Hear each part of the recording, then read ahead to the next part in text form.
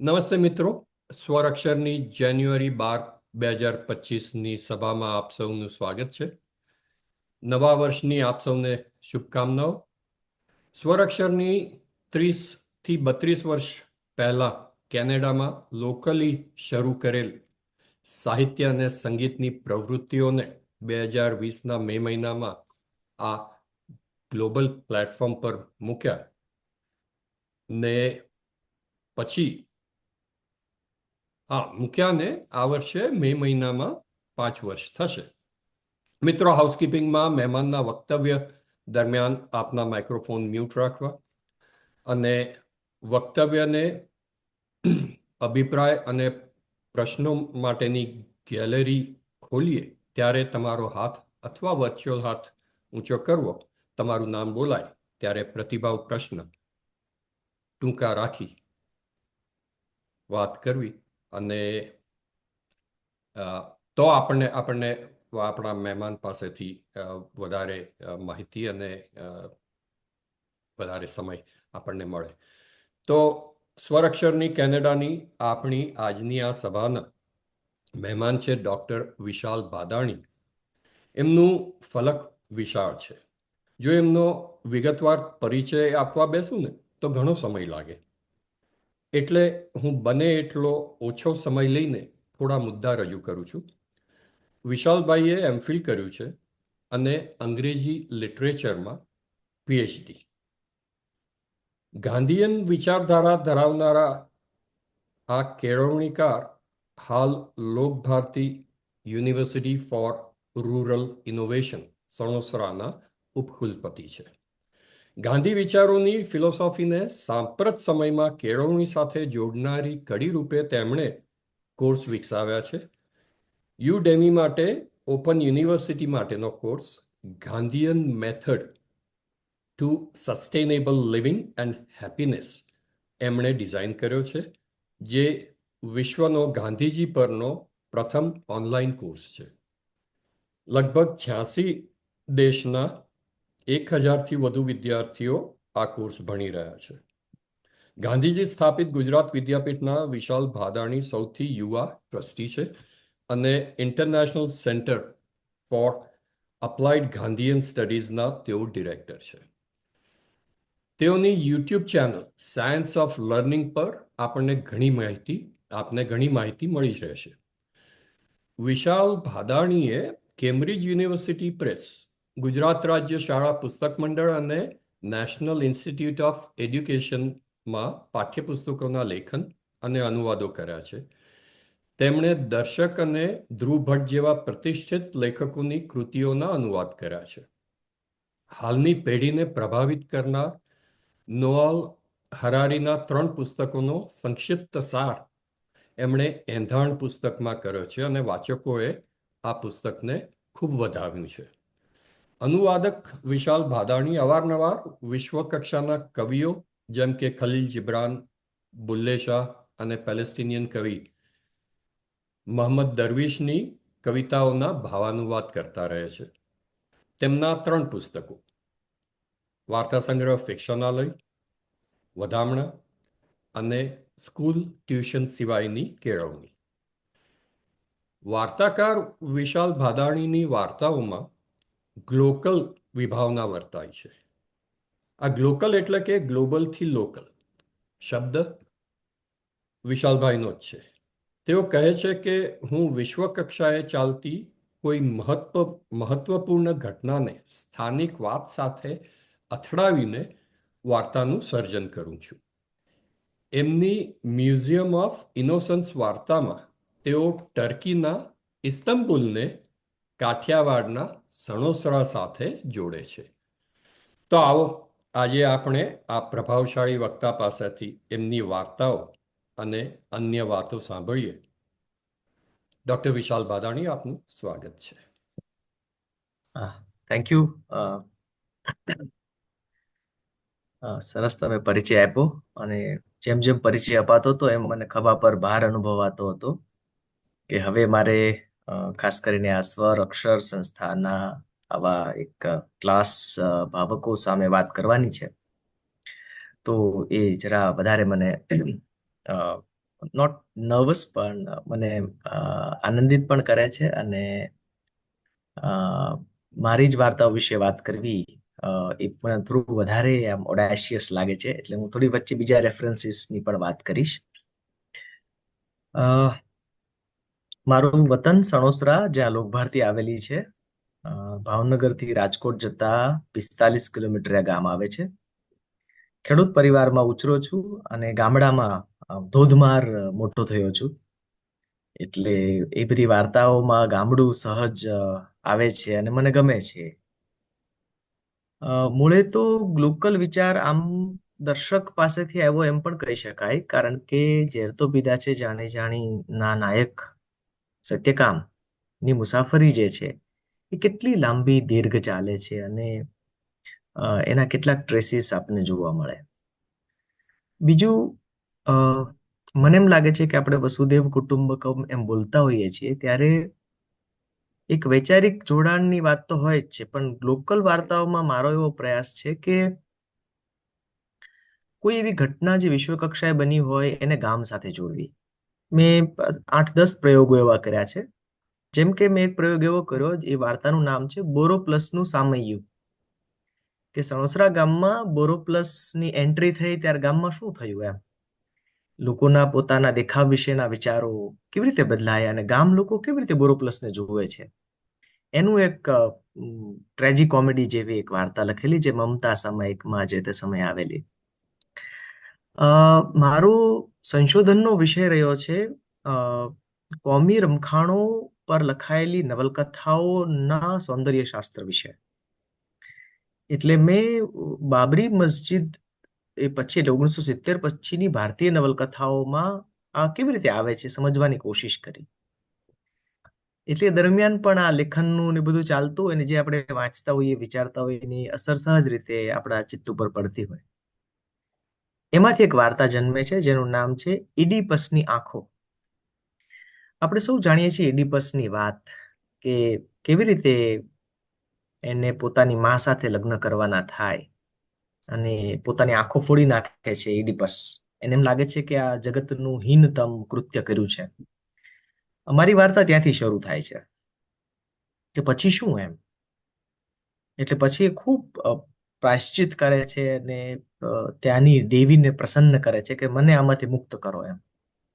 એટલે દેવી કહે છે કે એનો એક રસ્તો છે કે તું તે કરેલા હીનતમ પાપથી વધારે ધૃણ કહી શકાય એવું પાપ તું શોધી કાઢ તો તને મુક્તિ થાય.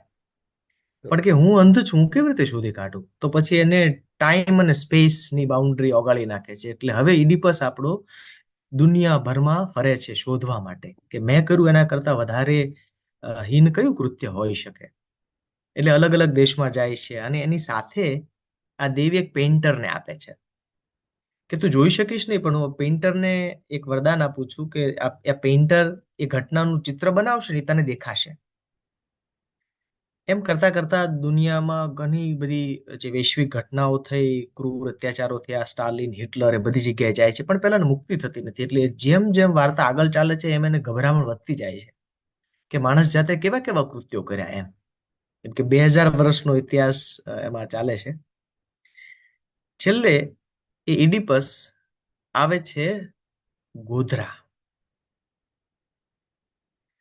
અને આપણે જાણીએ છીએ ગોધરા કાંડમાં જે રમખાણો થયા એમાં એક ઘટના એવી થાય છે કે જે પેલો પેઇન્ટર શોધવા નીકળ્યો છે ગોધરામાં. એટલે આ રમખાણોમાં એક પ્રેગ્નન્ટ મહિલાનું પેટ ચીરીને અંદરથી એમ્બ્રોયો કાઢવામાં આવે છે. એટલે પેલો પેઇન્ટર આ ઘટનાથી એટલો બધો હલી જાય છે, એ એમ કે છે કે આને હું મારા કેનવાસ પર ઉતારી જ ન શકું, પણ હું જો આની ના પાડું તો મારા રાજાની અવહેલના થાય. એટલે એના હાથ કપાવી નાખે છે. અને પછી પેલા સામે પેલો કહે છે કે તું શોધીને લાવ્યો, વર્ણન કર એમ. એટલે પેલો વર્ણન કરવામાં ધ્રુજી જાય છે કે આ વર્ણન કેવી રીતે થાય એમ. પણ છતાં વર્ણન કરે છે ને ઇડિપસ સાંભળે છે ને ઇડિપસને લાગે છે કે બસ આ માનવ જાતનું સૌથી ખરાબ કૃત્ય છે અને મને મુક્તિ મળશે. એટલે વળી દેવીને એ ઇન્વોક કરે છે ને. પણ ધરતી માત્ર થોડી ધ્રુજે છે અને એની મુક્તિ થતી નથી. સો અહીંયા વાર્તા પૂરી થાય છે. એટલે the worst is yet to come. એ એક આખી વાત ત્યારે થયેલી. અ, એટલે આવા પ્રયોગો જે છે એ અ, મને અ, મારા એક આ જે અંગ્રેજી સાહિત્ય ભણવાથી જે બધું વાંચવાનું થાય છે એમાં એની જે બધી વાતો, ઘટનાઓ, પ્રસંગો, એમાં એક વિશિષ્ટ કૃતિ જેને મને બહુ ઇન્સ્પાયર કર્યો છે એ કમલેશ્વરની છે કિતને પાકિસ્તાન. આ નવલકથામાં પણ આવી જ ઘટના છે કે ટાઈમ એન્ડ સ્પેસ ના બાર વગર એક લેખક એક અદાલત ભરે છે અને અદાલતમાં દુનિયાભરના ક્રૂર રાજાઓ, મહારાજો બધાને ભેગા કરે છે. તો this is how it started. મને એમ લાગે છે કે મારી વાતમાં હું એવું વિચારતો હતો મારી ડિઝાઇન એવી રહેશે કે થોડું સેન્ડવિચ કરીએ. હું એક વાર્તા વાંચી સંભળાવું, વચ્ચે થોડી વાત થાય અને વાર્તાથી પૂરું કરીએ. બરાબર લાગે છે શૈલેષભાઈ? Is it good? Yeah, go ahead. હા, બિલકુલ બિલકુલ એમ જ ચલાવો. જી. અને આ તો તમારા હાથમાં દોર છે, યુ ડિસાઇડ, તમને જે લાગે યોગ્ય એ પ્રમાણે. ના ના. તો હું એક વાર્તા વાંચી સંભળાવું આપને. વાર્તાનું નામ છે લીલા. અને આમાં આમાં આપ જ એક સુગ્ન ભાવક તરીકે જોઈ શકશો કે કેવી રીતે બધા વળ ચડે છે. મેં ખૂબ જ આશ્ચર્ય સાથે પૂછ્યું, કાકા, તમે સાચું કહો છો?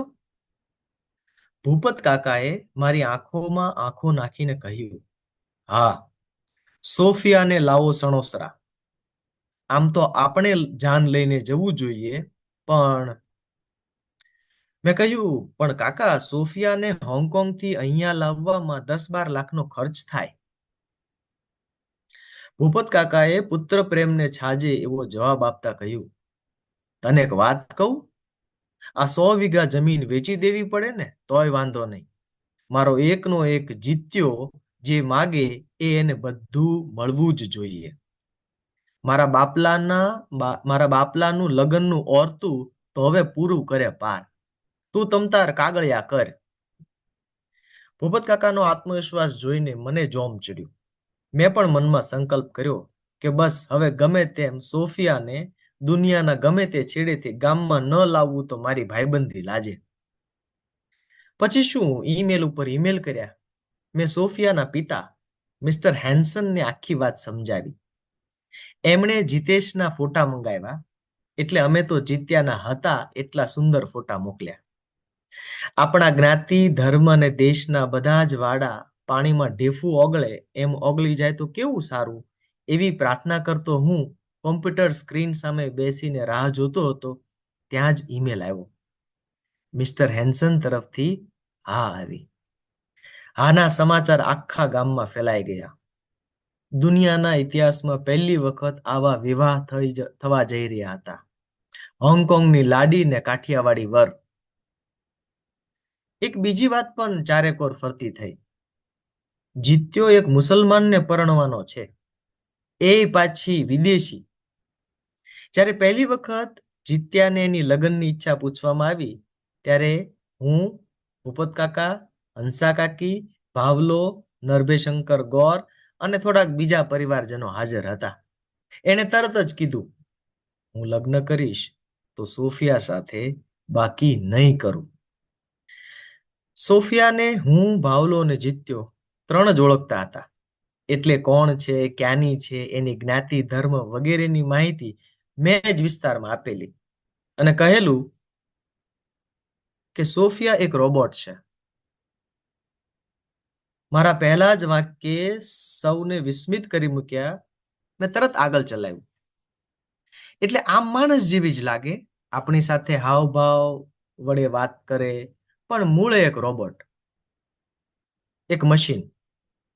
ગયા વર્ષે હું, ભાવલો અને જીત્યો કમ્પ્યુટર એન્જિનિયરિંગનો પ્રોજેક્ટ કરવાનું વિચારતા હતા ત્યારે અમારા પ્રોફેસરે અમને સોફિયાના આવિષ્કાર પર કામ કરવાનું સૂચન કરેલું. મેં અને ભાવલાએ તો ના પાડેલી, પણ આ જીત્યો જબરું જોઈ શકતો. એણે મને સમજાવ્યું કે દોસ્ત, હવે તો એઆઈ નો જમાનો છે. તને શું ખબર, આ પ્રોજેક્ટ પૂરો કરીએ તો સોફિયાને બનાવનાર મિસ્ટર હેન્સન આપણને એની સાથે કામ કરવા બોલાવે. બસ હોંગકોંગ જવાની એની પ્રબળ ઈચ્છાએ જ આ લગ્નના બીજ રોપ્યા એવું લાગે છે.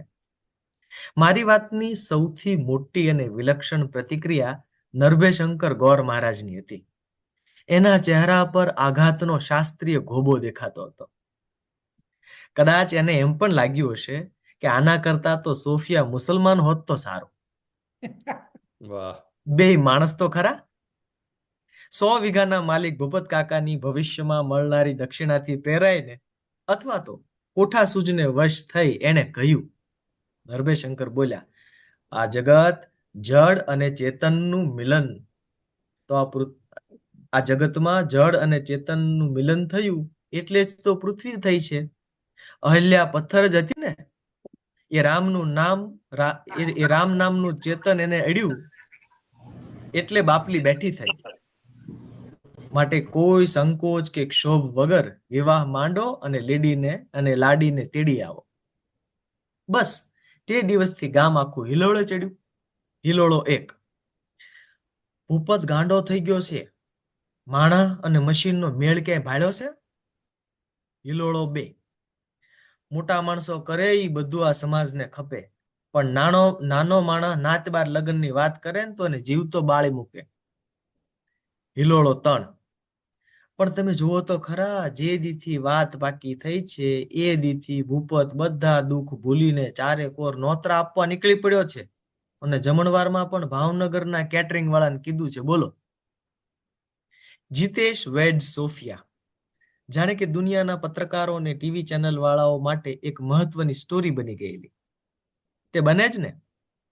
મિસ્ટર હેન્સનનો એવો પણ ઈમેલ આવ્યો કે આ વિરલ વિવાહને હોંગકોંગની સરકાર સાથે સાઉદી અરેબિયાની સરકાર પણ સ્પોન્સર કરશે, કેમ કે એ લોકોએ સોફિયાને સાઉદી અરેબિયાનું સિટીઝનશિપ આપ્યું છે.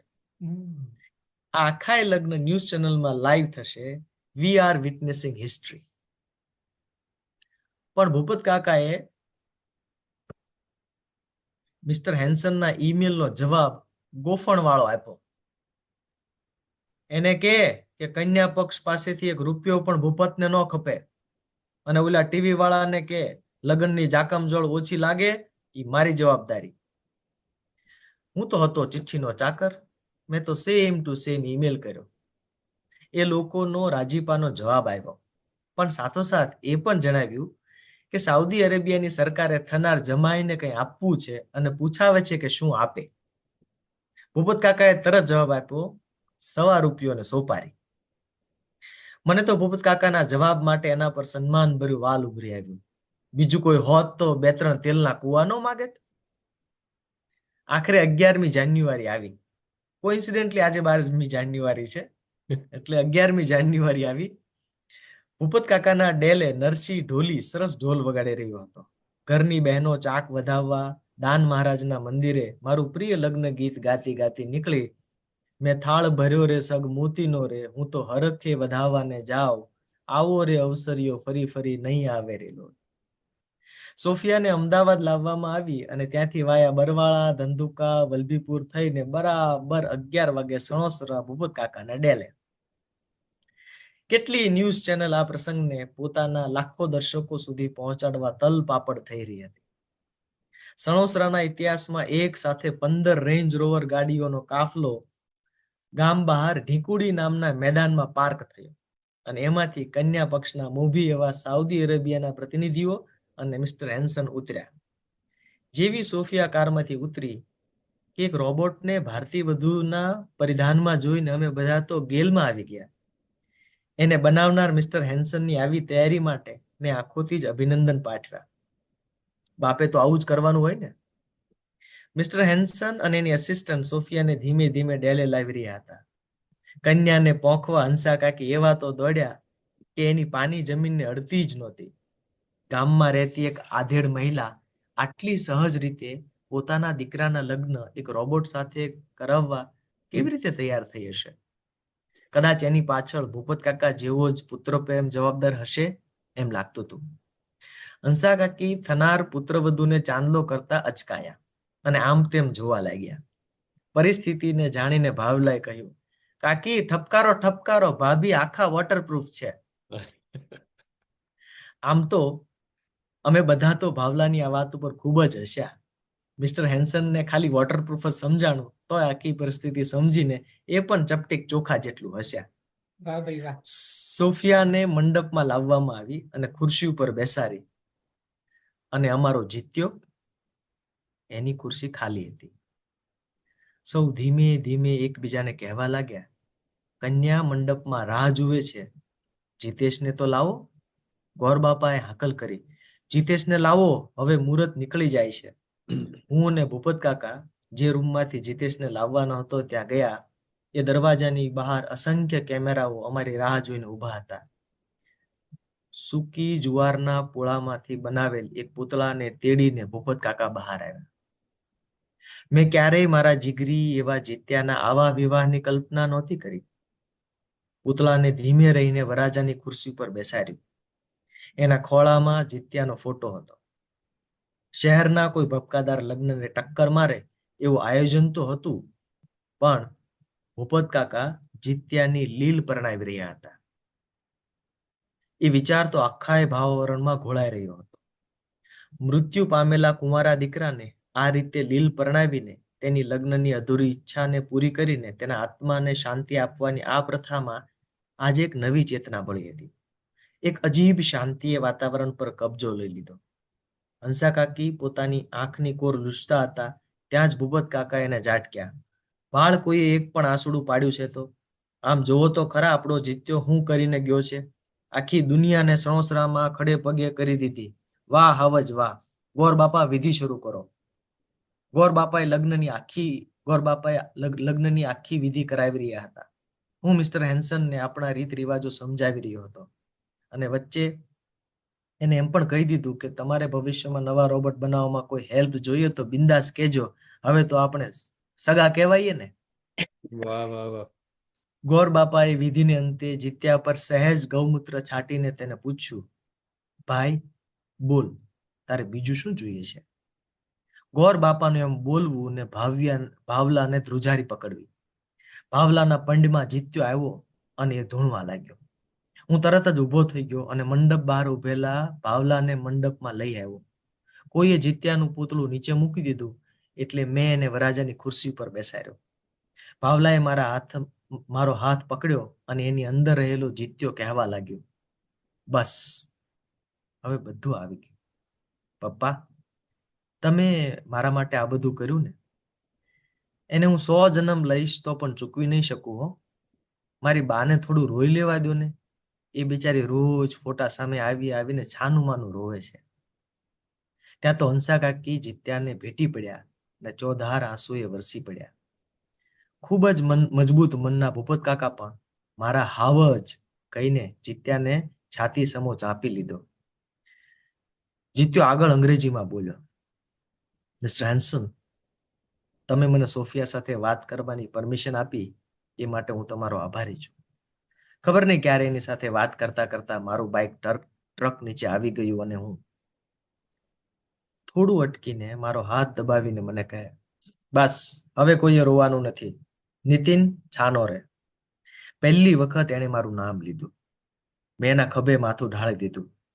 ખભો ભાવલાનો હતો પણ મારા આંસુડા જીત્યાને પલાળી રહ્યા હતા. મને કહે, હું નહોતો કહેતો તારી ભાભી દુનિયામાં સૌથી અનોખી હશે? આમ જોતો ખરા સોફિયા. સોફિયા અને જીત્યા એકમેકની સામે જોયું. એ દ્રષ્ટિ મિલનમાં મને અહેસાસ થયો કે આજે એક એવું ખોળ્યું જેની પાસે માણસનો પ્રાણ નથી અને એક એવો માણસનો પ્રાણ જેની પાસે ખોળ્યું નથી, એવા બે અસ્તિત્વો એક થવા જઈ રહ્યા છે. વહારે કુદરત. પછી એને ગોરબાપા અને ભૂપત કાકા તરફ જોઈને કહ્યું, પપ્પા, નરભે શંકર દાદાને રાજી કરીને મોકલજો અને ગોરબાપા મારું નારિયેળ પ્રાચી પધરાવજો.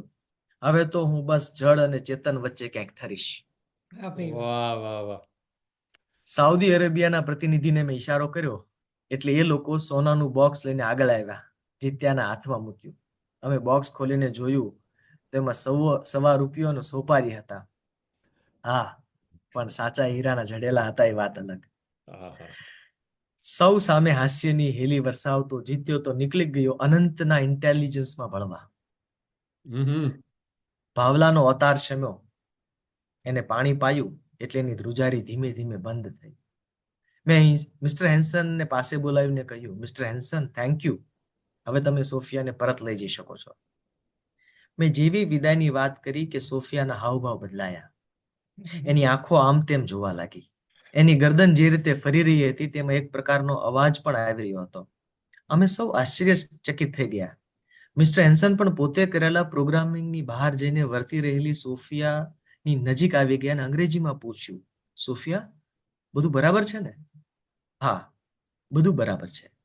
આખી સિસ્ટમ રિફ્રેશ થઈ રહી છે, પણ જાણે કે કોઈ નવી ઓપરેટિંગ સિસ્ટમ ઇન્સ્ટોલ થઈ હોય એવું લાગે છે. મારી સ્ક્રીન પર જિગ્નેશનું બાળપણ, તેનો પરિવાર, ગામ, ભાષા બધું જ લાઈવ દેખાઈ રહ્યું છે, સોફિયા બોલી. મિસ્ટર હેન્સન તો અવાક થઈ ગયા. પણ એ કેવી રીતે શક્ય છે? મેં જીતેશના ફોટા સામે જોયું અને ભીની આંખે કહ્યું, મિસ્ટર હેન્સન, લોજિક નહીં, મેજિક જુઓ. કોઈ પણ અસિસ્ટન્ટની મદદ વગર સોફિયા ઊભી થઈ અને હંસા કાકી પાસે જઈને ગુજરાતીમાં બોલી, અરે વાહ, મમ્મી, તમે મને ગણેશ સ્થાપન પાસે નહીં લઈ જાઓ? વાહ ભાઈ વાહ. જીતેશનો બહુ આગ્રહ હતો કે અમે લગ્ન પછી ગણપતિ દાદાના દર્શન કરીએ. હર્ષાશ્રુ અને આશ્ચર્યની ઓળઘોળ હંસા કાકી સોફિયાને લગ્ન વિધિ માટે દિવાલ પર કંકુથી દોરેલા ગણેશ દાદા પાસે લઈ ગયા. મને થયું કે આ તો શક્યતાના શ્રી ગણેશ થયા છે. અને મિસ્ટર હેન્સન, અરે તમે જોયું હોય તો એના મોઢા ઉપરથી માખ ન ઉડે, જાણે પોતે જ રોબોટ બની ગયા હોય એમ યંત્રવત ચાલી રહ્યા હતા. સોફિયાને વિદાય આપતા મેં કહ્યું, ભાભી આવજો, આપણે જલ્દી હોંગકોંગ મળીએ છીએ. જવાબમાં જેમ એક ભાભી પોતાના દિયર સાથે મસ્તી કરે એમ સોફિયા એક આંખ મારીને બસ નીકળી ગઈ. વાહ વાહ વાહ વાહ વાહ, અદ્ભુત. અહીંયા એટલે એક ચંક જે છે, હમણાં મેં જે વાત થઈ યુવલ નોઆ હરારીના પુસ્તકોની વાત કર્યો અને આર્ટિફિશિયલ ઇન્ટેલિજન્સ પર આખું ગુજરાતીમાં પુસ્તક તૈયાર કર્યું ને એમાં સોફિયાનો કેસ સ્ટડી થયો. એ જ અરસામાં અમારા ગામમાં આવી એક વાત ચાલતી હતી લીલ પ્રણાવાની. એટલે સમહાવ મને એમ થયું કે આ બહુ ઇન્ટરેસ્ટિંગ છે. વોટ ઇફ સોફિયા સમોસરા આવે તો શું શું થાય એમ. એટલે અચ્છા, બિફોર વી મૂવ હેડ, આમાં તમારા કોઈ રિફ્લેક્શન્સ હોય તો મને જાણવા છે, અથવા તમે શેર કરી શકો છો. કારણ કે શું થાય કે મોમેન્ટમ હોય ને આપણે એમાં હોઈએ ત્યારે વાતચીત થાય જરૂરી છે. આપ આપના રિફ્લેક્શન્સ મને કહી શકો છો. ચોક્કસ. તો હું ગેલેરી પણ ખોલીશ અને લેટ્સ હેવ ધેટ ઇન્ટરેક્શન. તો હા, નીતા શરૂ કર. નોર્મલી વિશાલભાઈ, અમે ઇન્ટરેક્શન છેલ્લે કરતા હોઈએ છીએ, પણ હવે તમે ઇન્વાઇટ કર્યા છે તો વી આર રેડી, અમે તૈયાર જ છીએ. સૌથી પહેલું હું જ આપું પ્રતિભાવ. અદ્ભુત વાર્તા, તમારી બીજી બધી વાર્તાઓ જેવી જ સરસ અને ખરેખર ગ્લોકલ. અને ખાસ તો જે સૌથી વધારે આ લીલામાં ગમ્યું ને, એ જે તમે કહ્યું કે જ્ઞાતિ ધર્મના વાડા ઓગળી જાય તો કેવું, એવા જો ખરેખર આવા શક્યતાના શ્રી ગણેશ તમારી વાર્તાથી થાય અને આપણા સમાજમાં પહોંચે એવી આપણે આશા રાખીએ. અને ખૂબ સરસ. અત્યારે તમે આવ્યા એ પહેલાં અમારે વિપુલભાઈ સાથે વાત થતી હતી ને અમને એવું લાગ્યું કે અમારી હવે આ બધી વિલુપ્ત થતી જાતી છે. આ બધા વિચારો છે કે યુવા વર્ગ આજે ખબર નહીં, ઘણીવાર એવું લાગે કે બહુ જુદી દિશામાં ફંટાઈ રહ્યો છે, પણ આ બહુ જ આશા જગવે એવી વાર્તા છે. ખૂબ આભાર. આવું જ લખતા રહેજો. Thank you. અને તોરલબેનનો હાથ ઉપર છે, એટલે તોરલબેન, પછી રેખાબેન અને પછી દેવાંગ. અને હું કહીશ કે મેં શરૂમાં હાઉસકીપિંગ માટે કીધું કે ટૂંકું રાખજો, પણ આમાં ટૂંકું રખાય એવું નથી. તે છતાં કોમ્પેક્ટ. Thank you. હા, તોરલબેન. બહુ જ અદ્ભુત વાર્તા. આવી કલ્પના પણ આવી એ બહુ જ સરસ વાત છે કે ભાઈ કોઈને આવી કલ્પના પણ ના આવે. અને ખૂબ ખૂબ આભાર આ શેર કરવા માટે. અને થેન્ક યુ નીતાબેન અને શૈલેષભાઈ કે તમારા લોકોને લીધે અમને આટલી અદ્ભુત વાર્તાઓ અને આટલા સરસ લેખકો સાથે પરિચય થાય છે. Thank you. અને થેન્ક યુ વિશાલભાઈ. Thank you. હા, રેખાબેન. ખૂબ સરસ લાગી વાર્તા. મારી ડોટર પણ અહીંયા પાસે જ છે ને, એ પણ સાંભળતી હતી. તો એનું રિએક્શન છે આ. એ કે છે કે કાયમ છોકરીઓને કેમ રોબો બનાવે છે, એટલે એની પાછળ તમારે કંઈક હતું logic? Love story. In the, આવી નહીં બોલ. Good morning, guys. Hi, good morning, good morning, good morning. Good morning. Usually, if you see, women are always put in a space where if it is a love interest and it's a robot, it's a woman. But when it comes to destruction and saving the world, the robot is a guy. Why is, I mean, I know that may not be completely relevant to the story because your story is about other human rights and other aspects of life, but this is like something I was just thinking, okay, why is that always a thing? And I'm thinking, sorry, just one more thing. Okay, there's like this a bit of a control over this being that you've created, right? It's a whole different, not a person, it's a thing. Spirit, Yeah. So there's like a kind of an upper hand you have on a robot. But anyway, that's all I wanted to say. Thank you. I'm here. I Yeah. listen. Yeah. Thank you so much for this wonderful question. But Sophia has already been created by Hanson and Robotics. It's a company created. If I had the chance, I don't know, I would have probably created a male robot and see what could happen. Or maybe part 2 could be about this. So this triggers me. So તમારો પ્રશ્ન બરાબર છે, પણ what I wanted to really do is કે natural intelligence છે, artificial intelligence છે, એનાથી ઉપર એક સુપર કોસ્મિક ઇન્ટેલિજન્સ છે. અને મેં કહ્યું એમ ગામડામાં ઉછર્યો છું, I believe in it, and that's the point and problem.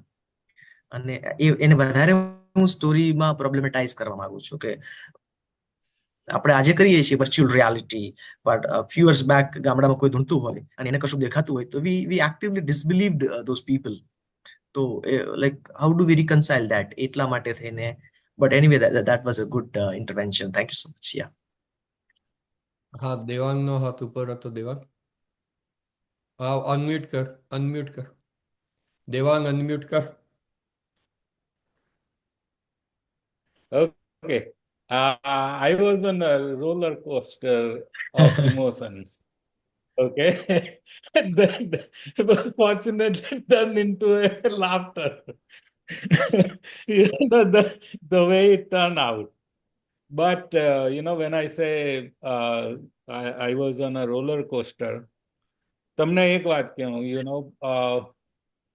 બે જુદા જુદા દેશમાં રહ્યા પછી ને આપણા દેશના અનુભવો પછી તમને કહું કે આપણે ત્યાં નાત જાતના ડિફરન્સીસ છે અને અનટચેબિલિટી હતી અને હજી કોમી તોફાનો થાય છે.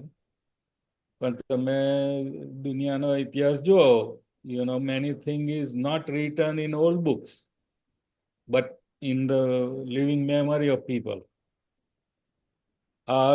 તો આ બધા ભેદભાવને નાબૂદ કરવાનું આપણે તો બહુ સહજ રીતે લીધું છે. તમે જુઓ તો આપણા દેશ આઝાદ થયો ને આપણું બંધારણ બનાવ્યું, તેમાં આપણે સૌથી પહેલું શું કીધું? Devang, નાત જાતને sorry, Devang, if we can keep it to the story and the current thing, તો વધારે યોગ્ય રહેશે. Yeah, but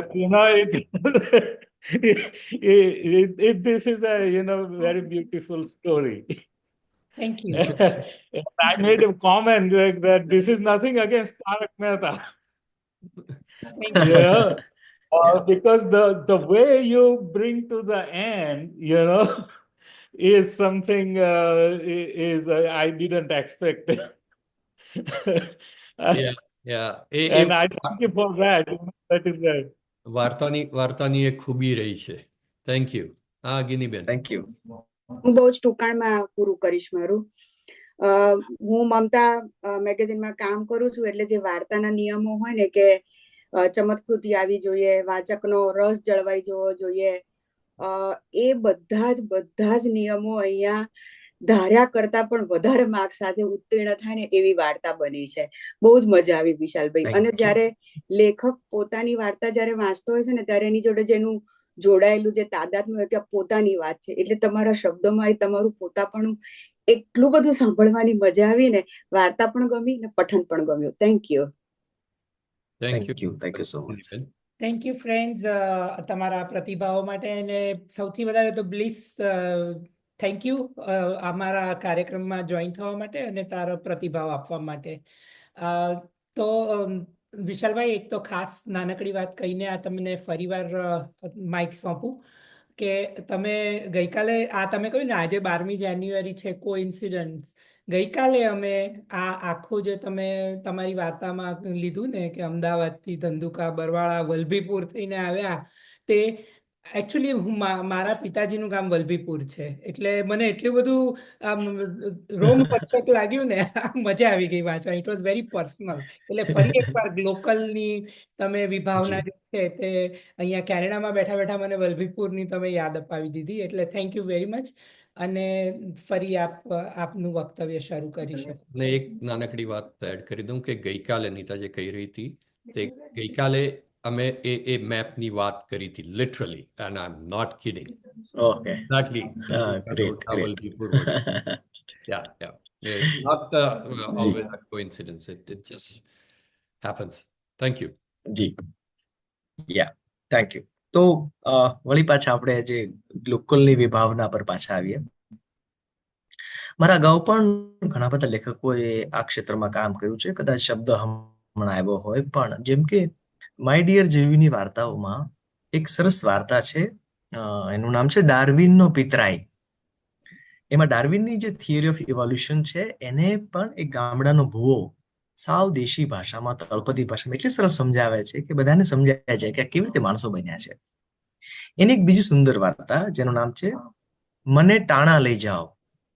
ટાણા એમના ગામનું નામ છે. તો એમનો એક પાત્ર પ્રદેશમાં વસે છે, ખાસું વૃદ્ધ થયું છે અને હવે ઇઝ ઓન ડેથ બેડ, અને એમને એક સિરિયસ કન્ડિશન માટે હોસ્પિટલમાં લઈ જવામાં આવે છે. અને કમ્પ્યુટર સ્ક્રીન પર એની લાગણીઓ લખાઈને આવે છે. ઇઝ કમ્પ્લીટલી અનકોન્શિયસ, પણ એની લાગણીઓ લખાઈને આવે છે. એમાં વારંવાર આ એક વાક્ય આવે છે, મને ટાણા લઈ જાઓ, મને મારા વતન પાછો લઈ જાઓ એમ. અને પછી એના દીકરાઓ એવું ડિસાઈડ કરે છે યુએસ થી લાવવાના છે ટાણા, અને એ યુએસ થી ડિસિઝન લે છે. એ બધી વાતો પેલા સબકોન્શિયસલી સાંભળે છે, અને હિઝ હાર્ટ સ્ટાર્ટેડ હીલિંગ. અને પછી એને એરપોર્ટ લઈ આવે છે, ભાવનગર ઉતારે છે, પછી ટાણા ગામમાં લઈ આવે છે. સિહોર તાલુકાનું ગામ છે ટાણા. અને ગામમાં એ એમ્બ્યુલન્સ ચાલતી ચાલતી આવે છે ને, એમાંની શેરીઓ, એના મકાનો, એની જૂની બધી સ્મૃતિઓ તાજી થાય છે. Beautiful story. તો એ બી મારી દ્રષ્ટિએ ગ્લોકલ છે, કારણ કે એમાં અત્યારની એક વાસ્તવિકતા પણ આપણે આપ સૌ વધારે એ જીવી રહ્યા છો, કે જેમાં કદાચ આપણનું બાળપણ અહીંયા વીત્યું હોય અને હવે the later part of your life, probably the second half એ ત્યાં છે, અને બહુ સુંદર વાર્તાઓ છે. પછી હું થોડું એક્સપ્લોર કરતો હતો કે ઘણા બધા બીજા દેશોમાં પણ, ખાસ કરીને આફ્રિકન સબકોન્ટિનેન્ટમાં આવી વાર્તાઓ ઘણી બધી છે કે જેમાં કોઈ ટ્રાઇબલ વાત હોય સરસ મજાની અને એને કોઈ સાથે જોડી હોય. કેટલીક એક બે સત્ય ઘટના પણ આપ સૌ જાણો છો, પણ છતાં ફોર ધ લાર્જર ઓડિયન્સ, 9/11ની ઘટના વખતે એક ઇન્ટરેસ્ટિંગ ન્યૂઝ આવેલા કે આફ્રિકન જંગલમાં રહેતા મસાઈ આદિવાસી લોકોએ 14 ગાયો ડોનેટ કરેલી. ઇન્ટરેસ્ટિંગ વાત એ છે કે આ કબીલામાં રહેતા લોકોને what is terrorism, what is an aeroplane, what is world trade, આ બધી એટલી બધી ગતાગમ નથી, પણ દે હર્ડ કે something really bad had happen to humanity અને આપણે કંઈક કરવું જોઈએ. The best part of this incident is કે એ લોકો માટે ગાય એ દીકરા સમાન છે, અને એમણે 14 ગાયો આપી. એટલે આખી દુનિયામાંથી જાણે કે આમ ફૂલોની વર્ષાથી એટલું બધું એપ્રિસિએશન થયું. પણ for me that event is also global. અને just a minute, I think my battery is dying. I have to just connect. Just wait.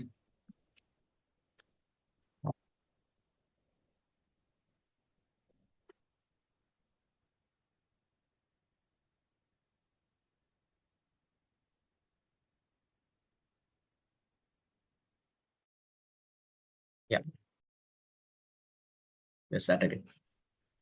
આ સેમ કમ્યુનિટીએ કોરોના વખતે ઇન્ડિયાને 12 ટન ચોખા, મગફળી અને ઘઉં મોકલેલા. ત્યારે સોશિયલ મીડિયા પર ઘણા લોકોએ એમને ટ્રોલ કરેલા કે અમે ઇન્ડિયન્સ બધા એક એક દાણો પણ ખાઈએ ને તો પણ અમને થઈ નહીં રહે. પણ એમની ભાવના જોવા જેવી છે. સો વેરી બ્યુટીફુલ વાત છે. એક સુંદર ફિલ્મ પણ મને અત્યારે યાદ આવે છે, તમે બધા જોઈ જશે, gods must be crazy. Yes yes, beautiful film.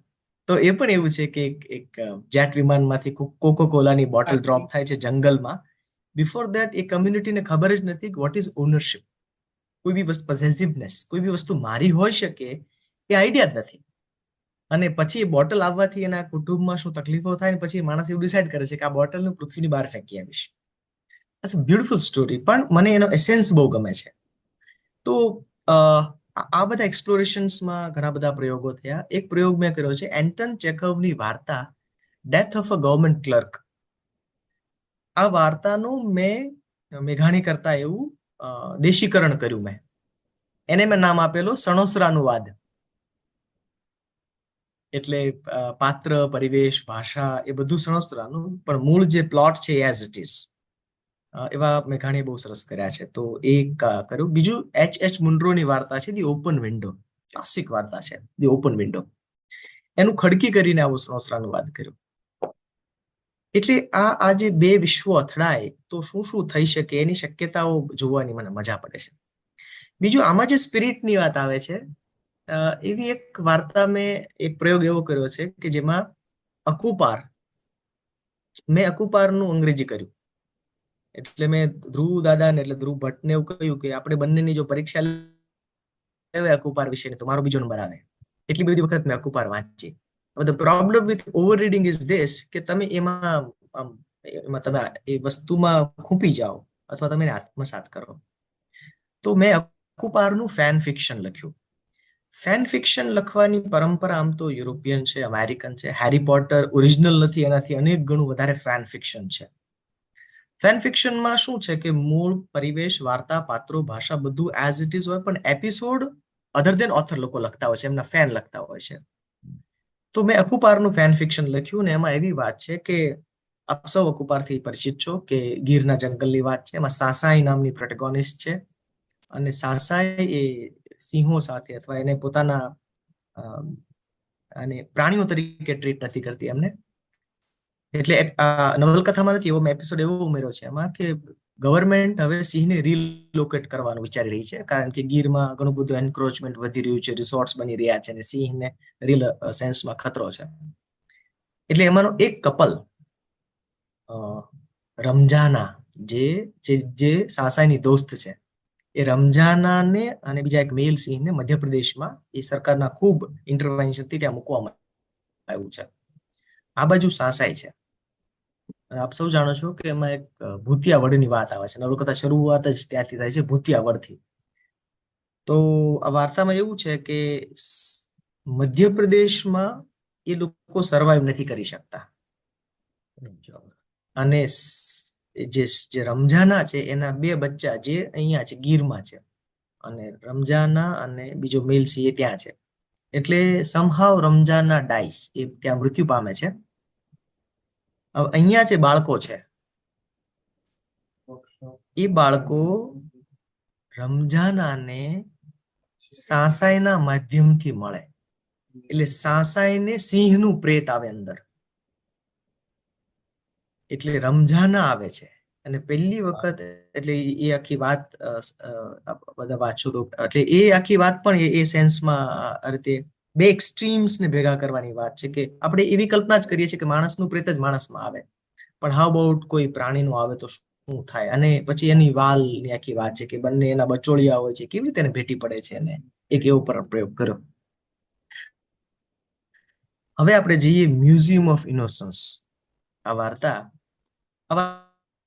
6 વર્ષ થયા લખતા મને, અને એમાં 5 વર્ષ એટલે 5.5 વર્ષમાં તો બધું લખાઈ ગયું. ખાલી જે એનો ક્લાઇમેક્સ છે એ લખવામાં ઘણું બધું પેલું કરવું પડ્યું મારે, પણ હું વળગી રહેલો કે આ શક્ય છે. એમ શું શક્ય છે, કેવી રીતે છે, એ હું થોડું આનું સિક્રેટ બનાવી રહ્યો છું. પણ આપણો થીમ જે અત્યારે ચાલી રહ્યો છે લોકલ, એ આમાં તમે જોજો. અગેન આમાં જે સણોસરા આવે છે એક મેટાફર તરીકે છે. સણોસરા કોઈ પણ ગામ હોઈ શકે, ઉત્તર પ્રદેશનું, ગુજરાતનું, બિહારનું કોઈ પણ ગામ હોઈ શકે. આપણે સાંભળીએ વાર્તા મ્યુઝિયમ ઓફ ઇનોસન્સ. સણોસરા ગામના સરપંચે જાહેરાત કરી, આ એક કાગળ આવ્યો છે. વળી ક્યાંથી? વડલા નીચે બેઠેલી ધોળી મૂછો પ્રશ્નાર્થ બની ગઈ. ઇસ્તંબુલથી. હે, એ વળી કયું ગામ? આમ કે ગુજરાત બાજુનું લાગે છે. અરે ના ના, આ તો વિદેશથી કાગળ આવ્યો છે. તે ઈ વિદેશ વાળાને વળી હણહરામાં કોનું કામ પડ્યું? કાગળ વાંચો તો ખરા, હું લખે છે ખબર પડે. સરપંચે મસ્ત ગુજરાતીમાં મૂંઝવણ વ્યક્ત કરી, પણ આખો કાગળ અંગ્રેજીમાં છે. એની માનું અંગ્રેજી. દુલા બાપાએ પુકાર કરી, એ કહું છું. થોડી વાર સુધી શબ્દો અટવાણા. બધા દુલા બાપા સામે તાકી રહ્યા. ઉતાવળા નાગજી બાપાએ ફૂફાડો માર્યો. હા હવે કયો તો ખરા, મોઢામાંથી કઈક ફાટો. અંતે દુલા બાપાએ કીધું, એ કહું છું, ઓલા ભગલાના છોકરાને બરકી લાવો ને, એનું અંગ્રેજી પાકું હો. નાગજી બાપાએ ખરાય કરતા પૂછ્યું, ઓલો જીગલો? હા ઈવડો ઈ. પછી તો સરપંચ જીગલાને કેણ મોકલ્યું. થોડી વારમાં જીગલો વડલે હાજર. ગામ આખાના પીઢ બાપાઓની વચ્ચે એક કિશોર એટલે જિગ્નેશ, આપણો જીગલો. સરપંચે જીગલાના હાથમાં કાગળ આપ્યો અને કીધું, લે જીગલા કાગળ, આમાં જે લખ્યું છે એ ગુજરાતી બધાને કે. જીગલાએ તો કાગળ લીધો હાથમાં. પેલા તો આખો કાગળ મનમાં ને મનમાં વાંચી ગયો. આ બાજુ સૌ પોતપોતાના અટકળો મનમાં વગળવા લાગ્યા. કાનજી બાપાને થયું, પોલીસનો ડખો હશે. રવજી બાપાને થયું, ગામનું લાઇટ બિલ બાકી લાગે છે. હરિકાકાને થયું, કાગળ ખોટા ગામમાં આવી ગયો છે, વગેરે વગેરે વગેરે. જેમ જેમ કાગળનું વાંચન પૂરું થતું ગયું, એમ એમ જીગલાના મોઢા પર રંગોનો મેળો જામતો ગયો. ને છેલ્લે તો એક સરસ સ્મિતની રંગોળી બની ગઈ. બધા જ ચોમાસા પેઠે જીગલાના વરસવાની રાહ જોઈ રહ્યા હતા. કેટલાકે પોતાના સાંભળવાના તો કેટલાકે સમજવાના મશીન સરવા કર્યા.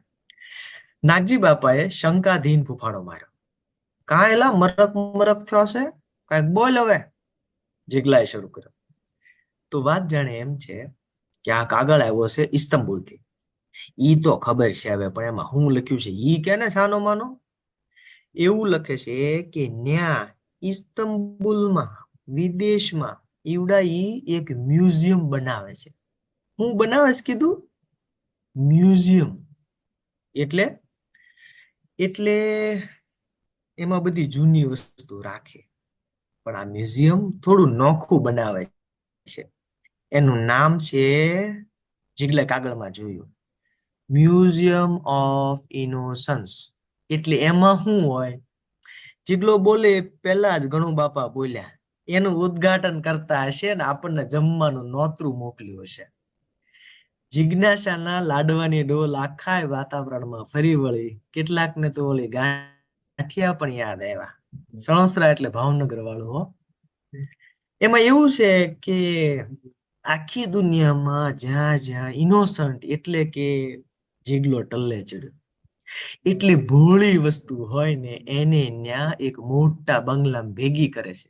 જીગલાનું અંગ્રેજી પાકું. જીગલાને પણ ભળતો શબ્દ મળ્યો એટલે ટાઢક ભળી. એને સમજાયું કે અનુવાદમાં ખાંડ ન હોય તો ગોળથી કામ ચલાવી શકાય. રવજી બાપાએ તો ભવિષ્ય જોવાનો પ્રયત્ન કર્યો અને પૂછ્યું, એનું એ શું કરવાના છે? કિશોર જીગલાએ અનુભવી વૃદ્ધની જેમ સમજાવ્યું, ઈના એવું પ્રદર્શન ગોઠવશે અને બધા જોવા જશે. એટલે બધાને એમ ખબર પડે કે બધાએ નહીં, ખોટા ડખા ન કરાય, હળી મળીને શાંતિથી રહેવાય. અને આગળ લખે છે કે આ દુનિયામાં એટલો બધો કકળાટ વધી ગયો છે ને, જો આવું કઈક નહીં કરીએ ને તો વાહે મહાણીએ કોઈ પૂળો મૂકવા વાળું નહીં રહે. એટલે આવું આયોજન કરે છે જેથી દુનિયામાં શાંતિનો સંદેશો ફેલાય. હરિકાકાએ પ્રશ્ન કર્યો, હા તો કરે એમાં આપણે શું? ઈવડાઈને ધર્માદો જોતો છે? બીજો પણ પ્રશ્ન ઉછળો અને વડલાની વડવાઈઓમાં લટક્યા કર્યું. અંતે જીગલાએ ફોડ પાડ્યો, અરે ના ના ના, એ તો એમ લખે છે કે આપણા ગામમાં, આપણા સણોસરામાં કોઈ એવી ભોળી વસ્તુ હોય તો ઈવડા એને મ્યુઝિયમ હાટું જોતી છે. આખો વડલો ચૂપ. કરચલીઓમાં, મૂછોમાં, પાઘડીઓમાં એમ બધે ભોળી વસ્તુઓની શોધ એના વિચારો આટા મારવા લાગ્યા. વડલેથી ઉડીને વાત આખા સણોસરામાં વંટોળે ચડી. આખા ગામને એમ થયું કે હવે આ વાત સણોસરાની આબરૂની કહેવાય, કાંઈક તો મોકલવું પડે. સરપંચે પંચાયત પાસેના બોર્ડ પર જીગલા પાસે લખાવ્યું કે આપણા ગામમાં કોઈ પાસે ભોળી વસ્તુ હોય અથવા તેની માહિતી હોય તો માનનીય સરપંચ સાહેબને જાણ કરવી. ભોળી વસ્તુ શોધી આપનારને 2 શેર ઘી આપવામાં આવશે. બોર્ડ પર સૂચના વાંચ્યા પછી કોઈકે મશ્કરી કરી, ભોળી વસ્તુ ગોતવી ઈ વળી એવી કે વિદેશ મોકલી શકાય એમ, કામ કાઠું છે. આ ઘડીએ ખાટકી વસ્તુ ગોતવાનું કયો, લ્યો ગાડા ભરી દઈએ. વાહ વાહ વાહ. સણોસરામાં ભોળી વસ્તુ શોધવાનું કામ જોરશોરથી ચાલ્યું. કેટલાક અખતરા પણ થયા.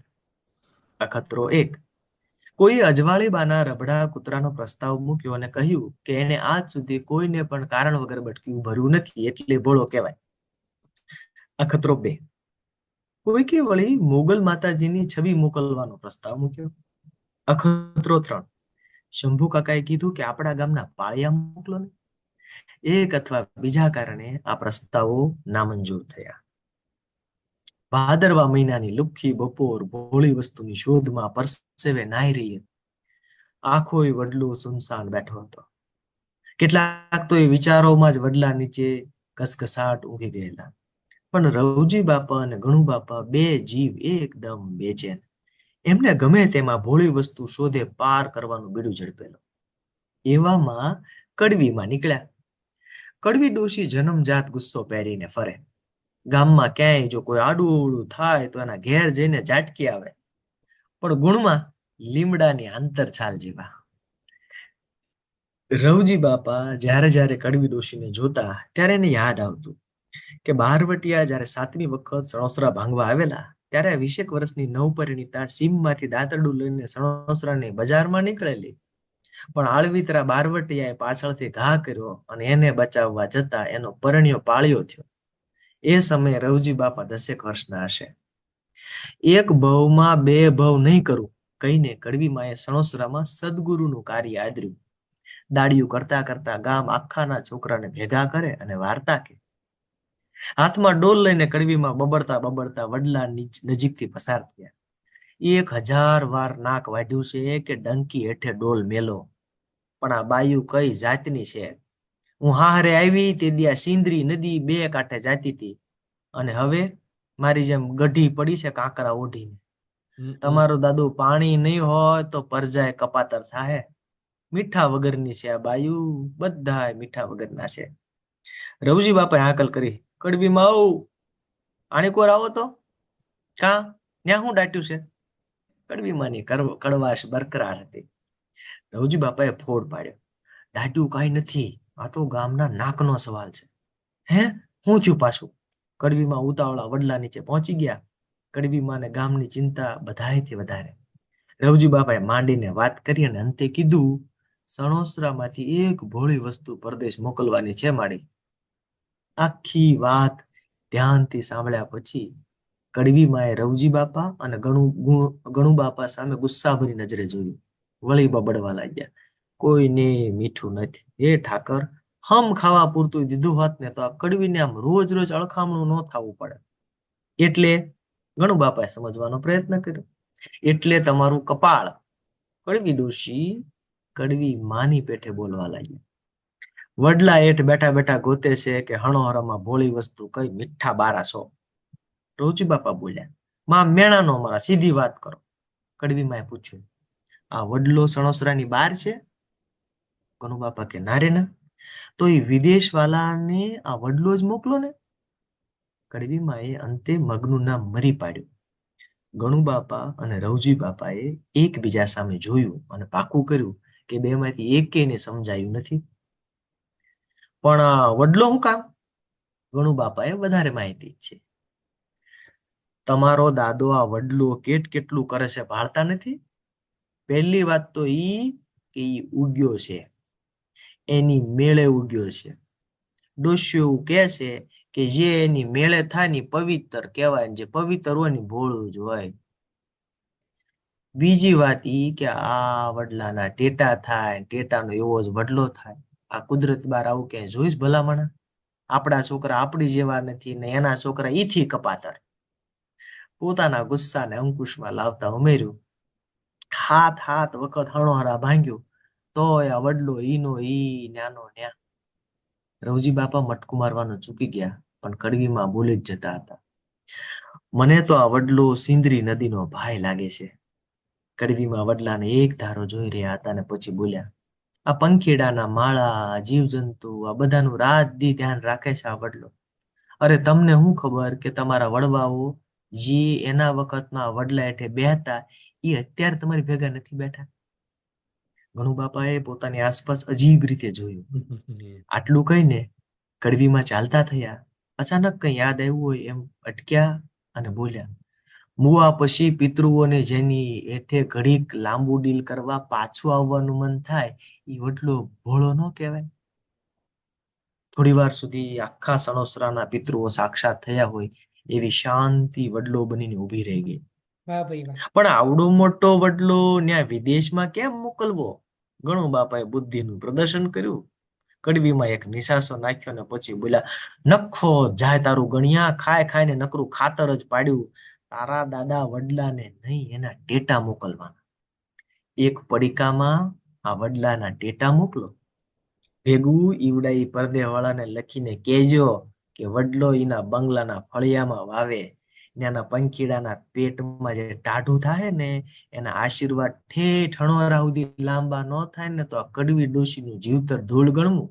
ઈ પંખીડા ગામે ગામ ભોળા વડલા પોગાડશે અને ક્યાંય કકળાટ નહીં રે. રવજી બાપા અને ગણુ બાપાને હાશકારો થયો. એટલે હાલ ત્યારે હું ડંકી હેઠે ડોલ મૂકી આવું કહીને કડવીમાં ચાલતા થયા. તે જ દિવસે સરપંચે કડવીમાને ઘેર 2 શેર ઘી મોકલ્યું. કડવીમાએ પોતાના પાડોશમાં વિયાયેલી કૂતરીને રાબ કરીને ખવડાવી દીધું. બીજે દિવસે વડલાના ટેટા ઇસ્તંબુલના મ્યુઝિયમ ઓફ ઇનોસન્સ માટે રવાના કરવામાં આવ્યા. ત્યાંથી વળતો જવાબ પણ આવ્યો, એ લોકોએ વડલો ફળિયામાં જ વાવ્યો છે. તમે ક્યારેક ઇસ્તંબુલ જાઓ તો સણસરા થઈને જાજો, કેમ કે કડવીમાને નાડા છડી અને સૂતરનો ત્રાગડો મોકલવા છે. તમે લેતા જશો ને? વાહ ભાઈ વાહ. વાહ ભાઈ. Thank you. ખૂબ સરસ વિશાલભાઈ. ઘણી એક સરસ વાર્તા, અને અમે તો આ વાર્તા વારંવાર વાંચી છે, વારંવાર સાંભળી છે. અને મિત્રો, વિશાલભાઈએ તો સરસ વાંચન કર્યું જ છે એનું, પણ આપણા સ્વરાક્ષરના મહેમાન રહી ચૂકેલા મહેન્દ્રસિંહ પરમારે આ વાર્તાનું ખૂબ સરસ વાંચન કર્યું છે, અને જરૂર સાંભળજો. એ ભાવનગરી કાઠિયાવાડી લહેકો સાંભળવાની ખૂબ મજા આવશે. અને વાર્તા વિશે વિશાલભાઈ, વાંચતા જેટલી, અને અથવા તો હવે તો સાંભળીએ જ છીએ વાંચતા કરતા, જેટલી વાર સાંભળીએ એટલી વાર રોતા સાંભળીએ આ વાર્તા. અને ખૂબ મજા આવે કે તમે પણ એ જ કામ કરી રહ્યા છો કે દુનિયાની ઢગલો ખાટકી વસ્તુઓમાંથી સુંદર વસ્તુઓ, ભોળી વસ્તુઓ શોધીને તમે જે આગળ મૂકી આપો છો. ખૂબ આભાર તમારો. અને આ સણોસરાનું વિશે વાત કરવી છે, પણ કદાચ છેલ્લે આપણે વાત કરીએ, કારણ કે અનુવાદ તરફ જતી રહેશે. એટલે હવે વાર્તા વિશે જો કોઈ મિત્રોને કંઈ કહેવું હોય તો. મિત્રો, કોઈને ટૂંકમાં જો કંઈ આ વાર્તા વિશે કહેવું હોય તો હાથ ઊંચો કરો, નહીંતર આપણે વિશાલભાઈને માઇક પાછું સોંપીએ. આઈ થિંક વિશાલભાઈ, તમે કન્ટિન્યુ રાખો. 1-2 મેસેજીસ આવી ગયા. ખૂબ સરસ. રેખાબેને લખ્યું, અને મનુભાઈ હસુબેન, જે અમારા અહીંયા મિસિસાગાના વતની છે અને સ્વરાક્ષરના વન ઓફ આર ફ્રેન્ડ્સ, જે હમણાં નવસારીની બાજુમાં કરાડી ગામે છે ને ત્યાંથી જોડાયા છે. તેમનો પણ મેસેજ છે. એટલે આપણે આગળ વધારીએ. જી. હા, એટલે મેં કહ્યું કે આમાં એટલો બધો સમય કેમ લાગ્યો, કારણ કે સર્ચ ફોર ઇનોસન્સ છે એ આમ પણ ડિફિકલ્ટ છે, અને એને વાર્તાના સ્વરૂપમાં ઢાળવા માટે મેં કેટલા બધા લોકોને પૂછ્યું કે તમને શું લાગે છે કે આપણા ગામમાં ભોળું શું છે, અને આ બધા પોતપોતાની રીતે વાતો કરતા હતા. પણ એકચ્યુઅલી આ નામની એક નવલકથા છે. ઓરહાન પામુક, ઇસ્તંબુલના રાઇટર, જેની નવલકથા છે, same title, museum of innocence, પણ ઇટ્સ અબાઉટ લવ સ્ટોરી. એમાં લવર્સ છૂટા પડે અને એકબીજાને ગિફ્ટમાં આપેલી વસ્તુઓ પાછી આપે અને એની મેમરીઝમાંથી આખી વાર્તા. સરસ છે. અને એવું પછી એની મ્યુઝિયમ બનાવ્યું પણ ખરું. ઇસ્તંબુલમાં આવું મ્યુઝિયમ છે, પણ એ આના વિશે છે. લવર્સની બધી વસ્તુઓ, જે કોઈ અડધી સિગરેટમાં બ્રેકઅપ થયું હોય તો અડધી સિગરેટ મ્યુઝિયમમાં મૂકી છે ને, લાઈક ધેટ. પણ મને એમ થયું કે આ કોન્સેપ્ટ એટલો નાનો નથી, એને થોડો બ્રોડ કરવો જોઈએ અને આખી વિશ્વ વિશે વાત થતી હોય. એટલે હું લોકભારતીમાં કામ કરું છું, એટલે અમે પણ પર્યાવરણ, સસ્ટેનેબિલિટી, આ બધા વિશે વાંચતા હોઈએ, ચર્ચાઓ ભણાવતા હોઈએ, અને દુનિયા પણ આજે સસ્ટેનેબિલિટી ગોલ્સ વિશે વાત કરે છે. પણ આપણે એવું સમજાય છે, અનુભવાય છે કે સમયાંતરે શું થાય છે કે આ બધા ફેન્સી ટર્મ્સ થઈ જાય છે, સસ્ટેનેબલ ડેવલપમેન્ટ ગોલ્સ ને આ બધું. પણ તળના માણસને તો ખબર જ છે કે શું કરવું જોઈએ, શું ન કરવું જોઈએ. આપણા કોઈ પણ દેશના ગામડાઓમાં, જંગલોમાં જઈએ છીએ તો આપણે એ અહેસાસ થાય છે કે આ લોકો કેટલું બધું જાણે છે, જે આપણે ગમે તેટલું મોડર્નિટી અથવા એજ્યુકેશન આવે છે, આપણને બેસિક ખબર નથી. લાઈક શું ખાવું, શું ના ખાવું, કેટલું જાગવું, કેટલું શું, વી ડોન્ટ નો. એ લોકોને એટલે મને એના વિઝડમ ની ખોજમાં થયું, અને આખરે ઉપનિષદમાંથી મને મળ્યું વૃક્ષમાં બીજ. તો પહેલા મારા મનમાં હતું કે વડલાને બદલે તુલસી રાખવું એમ, પણ એ થોડું કોનોટેશન એના બદલાઈ જતા હતા. એટલે it took me long to convince myself કે ના, વડલો જ હોવો જોઈએ, અને આપણે ત્યાં વડનું મહત્વ કેટલું બધું છે એમ, અને એ બધી વાતને લઈને કર્યું. મેં કહ્યું એમ કે બીજા દેશોમાં પણ આવી વાર્તાઓ લખાઈ ચૂકી છે, નવલકથાઓ પણ છે. એક એલેક્સ હેલીની નવલકથા છે, ધ રૂટ્સ. યસ. અને એમાં એક માણસ, આફ્રો અમેરિકન, એ ત્રીજી પેઢીનો છે માણસ, અમેરિકામાં જન્મેલો છે, ને એને એક દિવસ વિચાર આવે છે કે હું ક્યાંથી આવ્યો છું અને મારા રૂટ્સ ક્યાં છે. પછી એની આખી જર્ની શરૂ થાય છે. It's a beautiful story. અને એક કબીલામાં જાય છે. તો એવી બધી વાર્તાઓ પણ આપણને મળે છે. થોડું કાફકા છે, પણ કાફકાનું થોડું પોલિટિકલ પેલું વધારે છે. પણ રશિયામાં આવી વાર્તાઓ છે કે જે આ રીતની લખાતી હોય. એટલે આપણે પહેલી વાર્તા લીલામાં શું જોયું કે બહારના દેશથી ગામમાં આવે છે, મ્યુઝિયમ ઓફ ઇનોસન્સમાં ગામ બહાર જાય છે. એટલે આ એક જે ગીવ એન્ડ ટેક જે છે, એમાં ઘણી બધી હજી પોસિબિલિટીઝ છે, અને ઘણું બધું એક નવું એસ્થેટિક્સ આમાંથી ઊભું થઈ શકે એવું મને લાગે છે. મ્યુઝિયમ ઓફ ઇનોસન્સ લખાયું પછી 2 વર્ષે એનો બીજો ભાગ લખ્યો. એ કદાચ તમે સાંભળ્યો છો તમે બીજો ભાગ એનો, શૈલેષભાઈ? નથી સાંભળ્યો. હા, તો મને એમ લાગે છે કે એનાથી આપણે સમઅપ કરીએ, અને પછી we will have question and answer. તો હું એક બીજો ભાગ સંભળાવું તમને, મ્યુઝિયમ ઓફ પછી શું થયું એમ, અને that takes it to the next level of local stories. યા એ પણ મહેન્દ્રભાઈએ સરસ એનું વાચિકમ કર્યું છે, મારા કરતા બહુ સારું. એટલે એ હું મોકલી આપીશ આપને. ચોક્કસ. Thank you. Museum of innocence ભાગ 2. એરપોર્ટ ચેકિંગ દરમિયાન કડવીમાએ જિગ્લાને કહ્યું, જો આ એક થેલીમાં પારેવાની થોડીક ઝાડ અને કીડિયું હાટું લોટ છે, અને આમાં મારા 2 જોડી લુગડા છે. દુનિયામાં શાંતિનો સંદેશો ફેલાય એ માટે ઇસ્તંબુલના મ્યુઝિયમ ઓફ ઇનોસન્સ નામનું મ્યુઝિયમ બનાવેલું. તેના માટે એ લોકોએ દુનિયાભરમાં જેણે જે વસ્તુઓ મોકલેલી ઇનોસન્ટ, એવા લોકોએ દુનિયાભરમાં જેને જે વસ્તુઓ સૌથી ઇનોસન્ટ એટલે કે ભોળી લાગે મોકલવા સંદેશા મોકલેલા. વાત સણોસરા ગામ સુધી પહોંચી એટલે અનેક સૂચનો પછી કડવીમાનું સૂચન સૌએ માન્ય રાખ્યું અને વડલો મોકલવાનું નક્કી થયું. વડલો શા માટે ભોળો કહેવાય અને વિશ્વ શાંતિ માટે એ શું કરી શકે? એના જવાબમાં કડવીમાએ કહેલું, પહેલી વાત તો ઈ કે એ ઉગ્યો છે, એની મેળે ઉગ્યો છે. એ વિદેશ વાળાને એક પડીકામાં વડલાના ટેટા મોકલો અને એને લખીને કહેજો કે વડલો એ બંગલાના ફળિયામાં વાવે. ટેટા ખાઈને નાના પંખીડાના પેટમાં જે ટાઢું થાય એના આશીર્વાદ ઠેઠ હણોરા સુધી લાંબા ન થાય તો કડવી ડોશીનું જીવતર ધૂળ ગણવું. એ પંખીડા ગામે ગામ ભોળા વડલા પોગાડશે અને ક્યાંય કકળાટ નહીં રહે. જેની ભોળી વસ્તુઓ મ્યુઝિયમ વાળાને ગમી એમના માટે ઇસ્તંબુલ સરકારે મ્યુઝિયમમાં એક કાર્યક્રમ રાખ્યો છે. એટલે કડવી ડોશી વિદેશ જાય છે. વડલા નીચે બેઠેલા સરપંચે તે દિવસે સૌની જાણ કરતા કહેલું, એટલે ઈવડા એણે 2 ટિકિટો મોકલી છે. જીગલાના બાપા હારે વાત થઈ ગઈ. એને જીગલાને પરમાટી નહીં ખાવાના હામ દઈને વિદેશ જવાની હા પાડી છે. ઈ તો બહુ સારું. જીગલાનું અંગ્રેજી પાકું એટલે ડોશીને ત્યાં વાંધો ન આવે. દુલા બાપાએ રાજીપો વ્યક્ત કર્યો. અને કાલના છાપામાં કડવીમાં અને જીગલાનો ફોટો આવવાનો છે એવું માસ્તરે કેવરાયું છે. સરપંચે ઉમેર્યું. ગણુ બાપા હસતા હસતા બોલ્યા લ્યો કરો વાત, ખડે પંડે ડોશીનો ફોટો છાપામાં આવશે. એક બાજુ જીગલાએ જરૂરી પેપર વર્ક કર્યું અને બીજી બાજુ કડવીમાએ વડલે વીંટવા માટે સૂતર અને નાડાછેડી, પક્ષીઓ માટે ચણ અને કીડીઓ માટે કીડિયારું વગેરે લીધા. જતા જતા પાડોશીને કીધું, જો બાઈ, હું પાછી ન આવું ત્યાં લગણ આ બાંડી કૂતરીને રોજ રોટલો નાખજે. અને ઈ મારી હેવાય થઈ ગઈ છે એટલે મારા ખાટલા હેઠે હુવાય આવશે. તું એને કાઢતી નહીં હો. અને એની હાટું હું તારે ન્યા બે દી દાડી આવીશ. અરે વાહ ભાઈ વાહ. અરે બા, હું તમે પણ તમારા નિરાતે વિદેશ જાઓ, આ બાંડીનું બધું ધ્યાન હું રાખીશ, પાડોશીએ કડવીમાને કહેલું. જીગલો અને કડવીમાં તો ઉપડ્યા મુંબઈ. જીગલો ફાટી આંખે એરપોર્ટ જોતો કડવીમાનો હાથ પકડીને ચાલી રહ્યો હતો.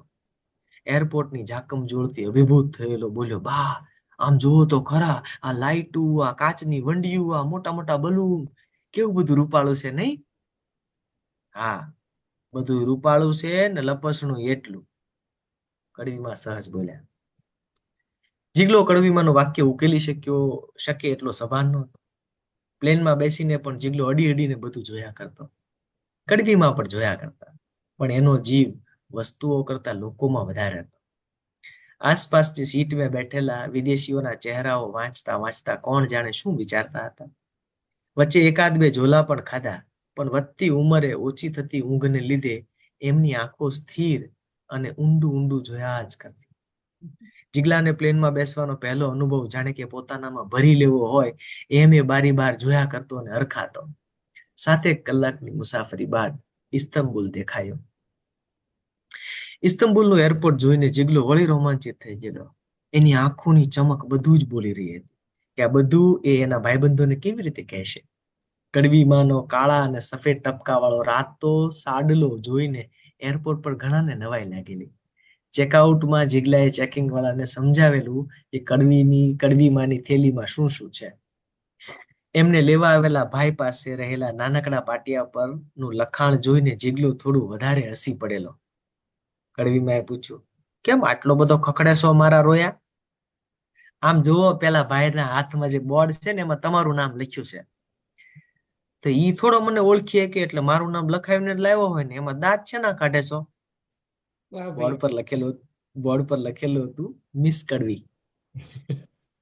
જીગલો કોઈ રીતે સમજાવી ન શક્યો અને મોઢું દાબીને હસ્યા કર્યો.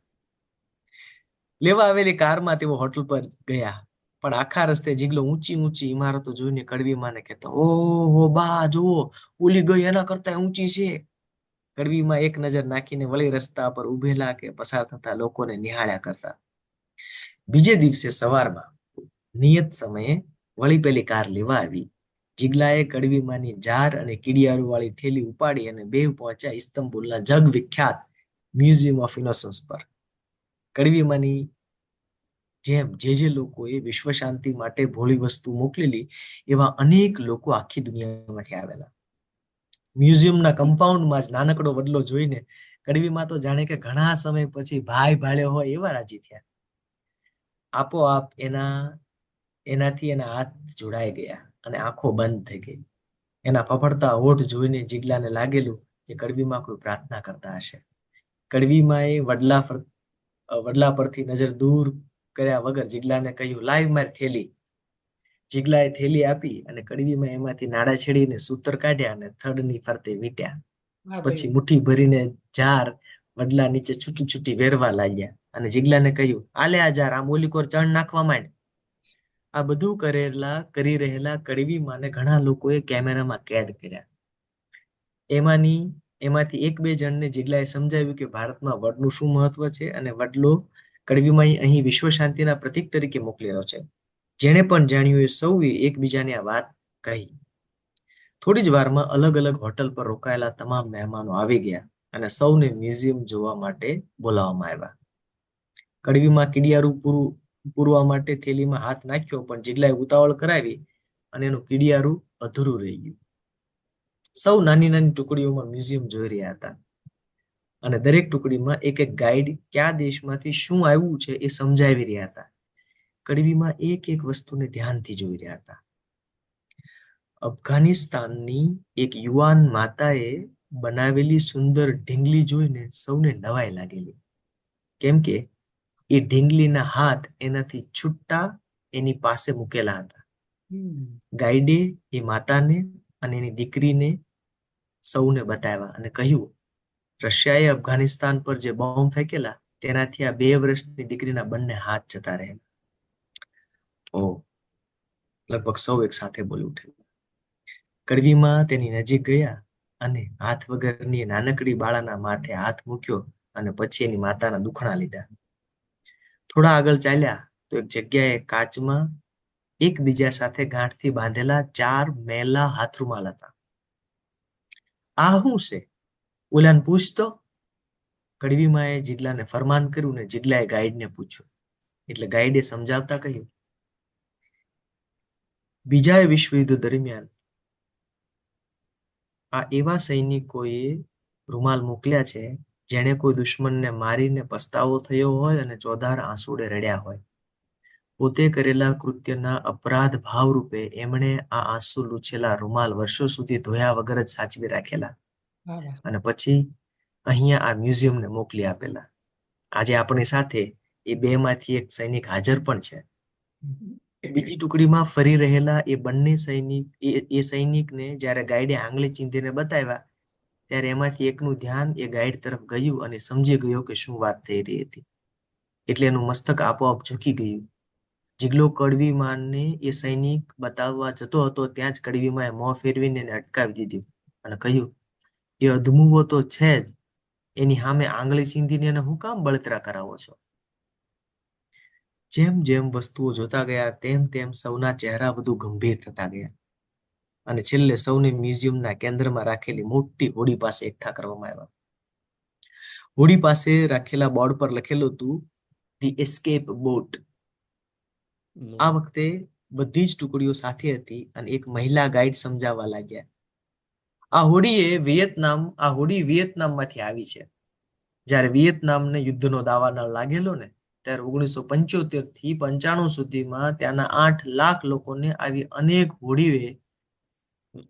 હોડીઓમાં પોતાનું વતન છોડીને બીજા દેશમાં નાસી જવું પડેલું. આ હોડીએ અનેક લોકોના જીવ બચાવ્યા છે. આવું કહીને એ બેને લાંબો શ્વાસ લીધો અને ઉમેર્યું, આ એ જ હોડી છે જેમાં મેં પોતે 5 દિવસ કંઈ પણ ખાધા પીધા વગર કાઢ્યા છે અને લોકોને મધદરિયે ભૂખથી મરતા જોયા છે. મારા આખા કુટુંબને દરિયો ગળી ગયો, કેમ કે કેટલાય દેશોએ વિયેતનામથી આવી રહેલી આવી હોડીઓને પોતાના દેશના કિનારે ઉતરવા નહોતી દીધી. અમારું પણ એવું થાત, પણ હું જુદી હોડીમાં હતી. છેલ્લે જ્યારે હોંગકોંગના કિનારે અમને ઉતરવા દીધા ત્યારે અમારી આ હોડીને ચૂમીને અમે ખૂબ રડેલા. આ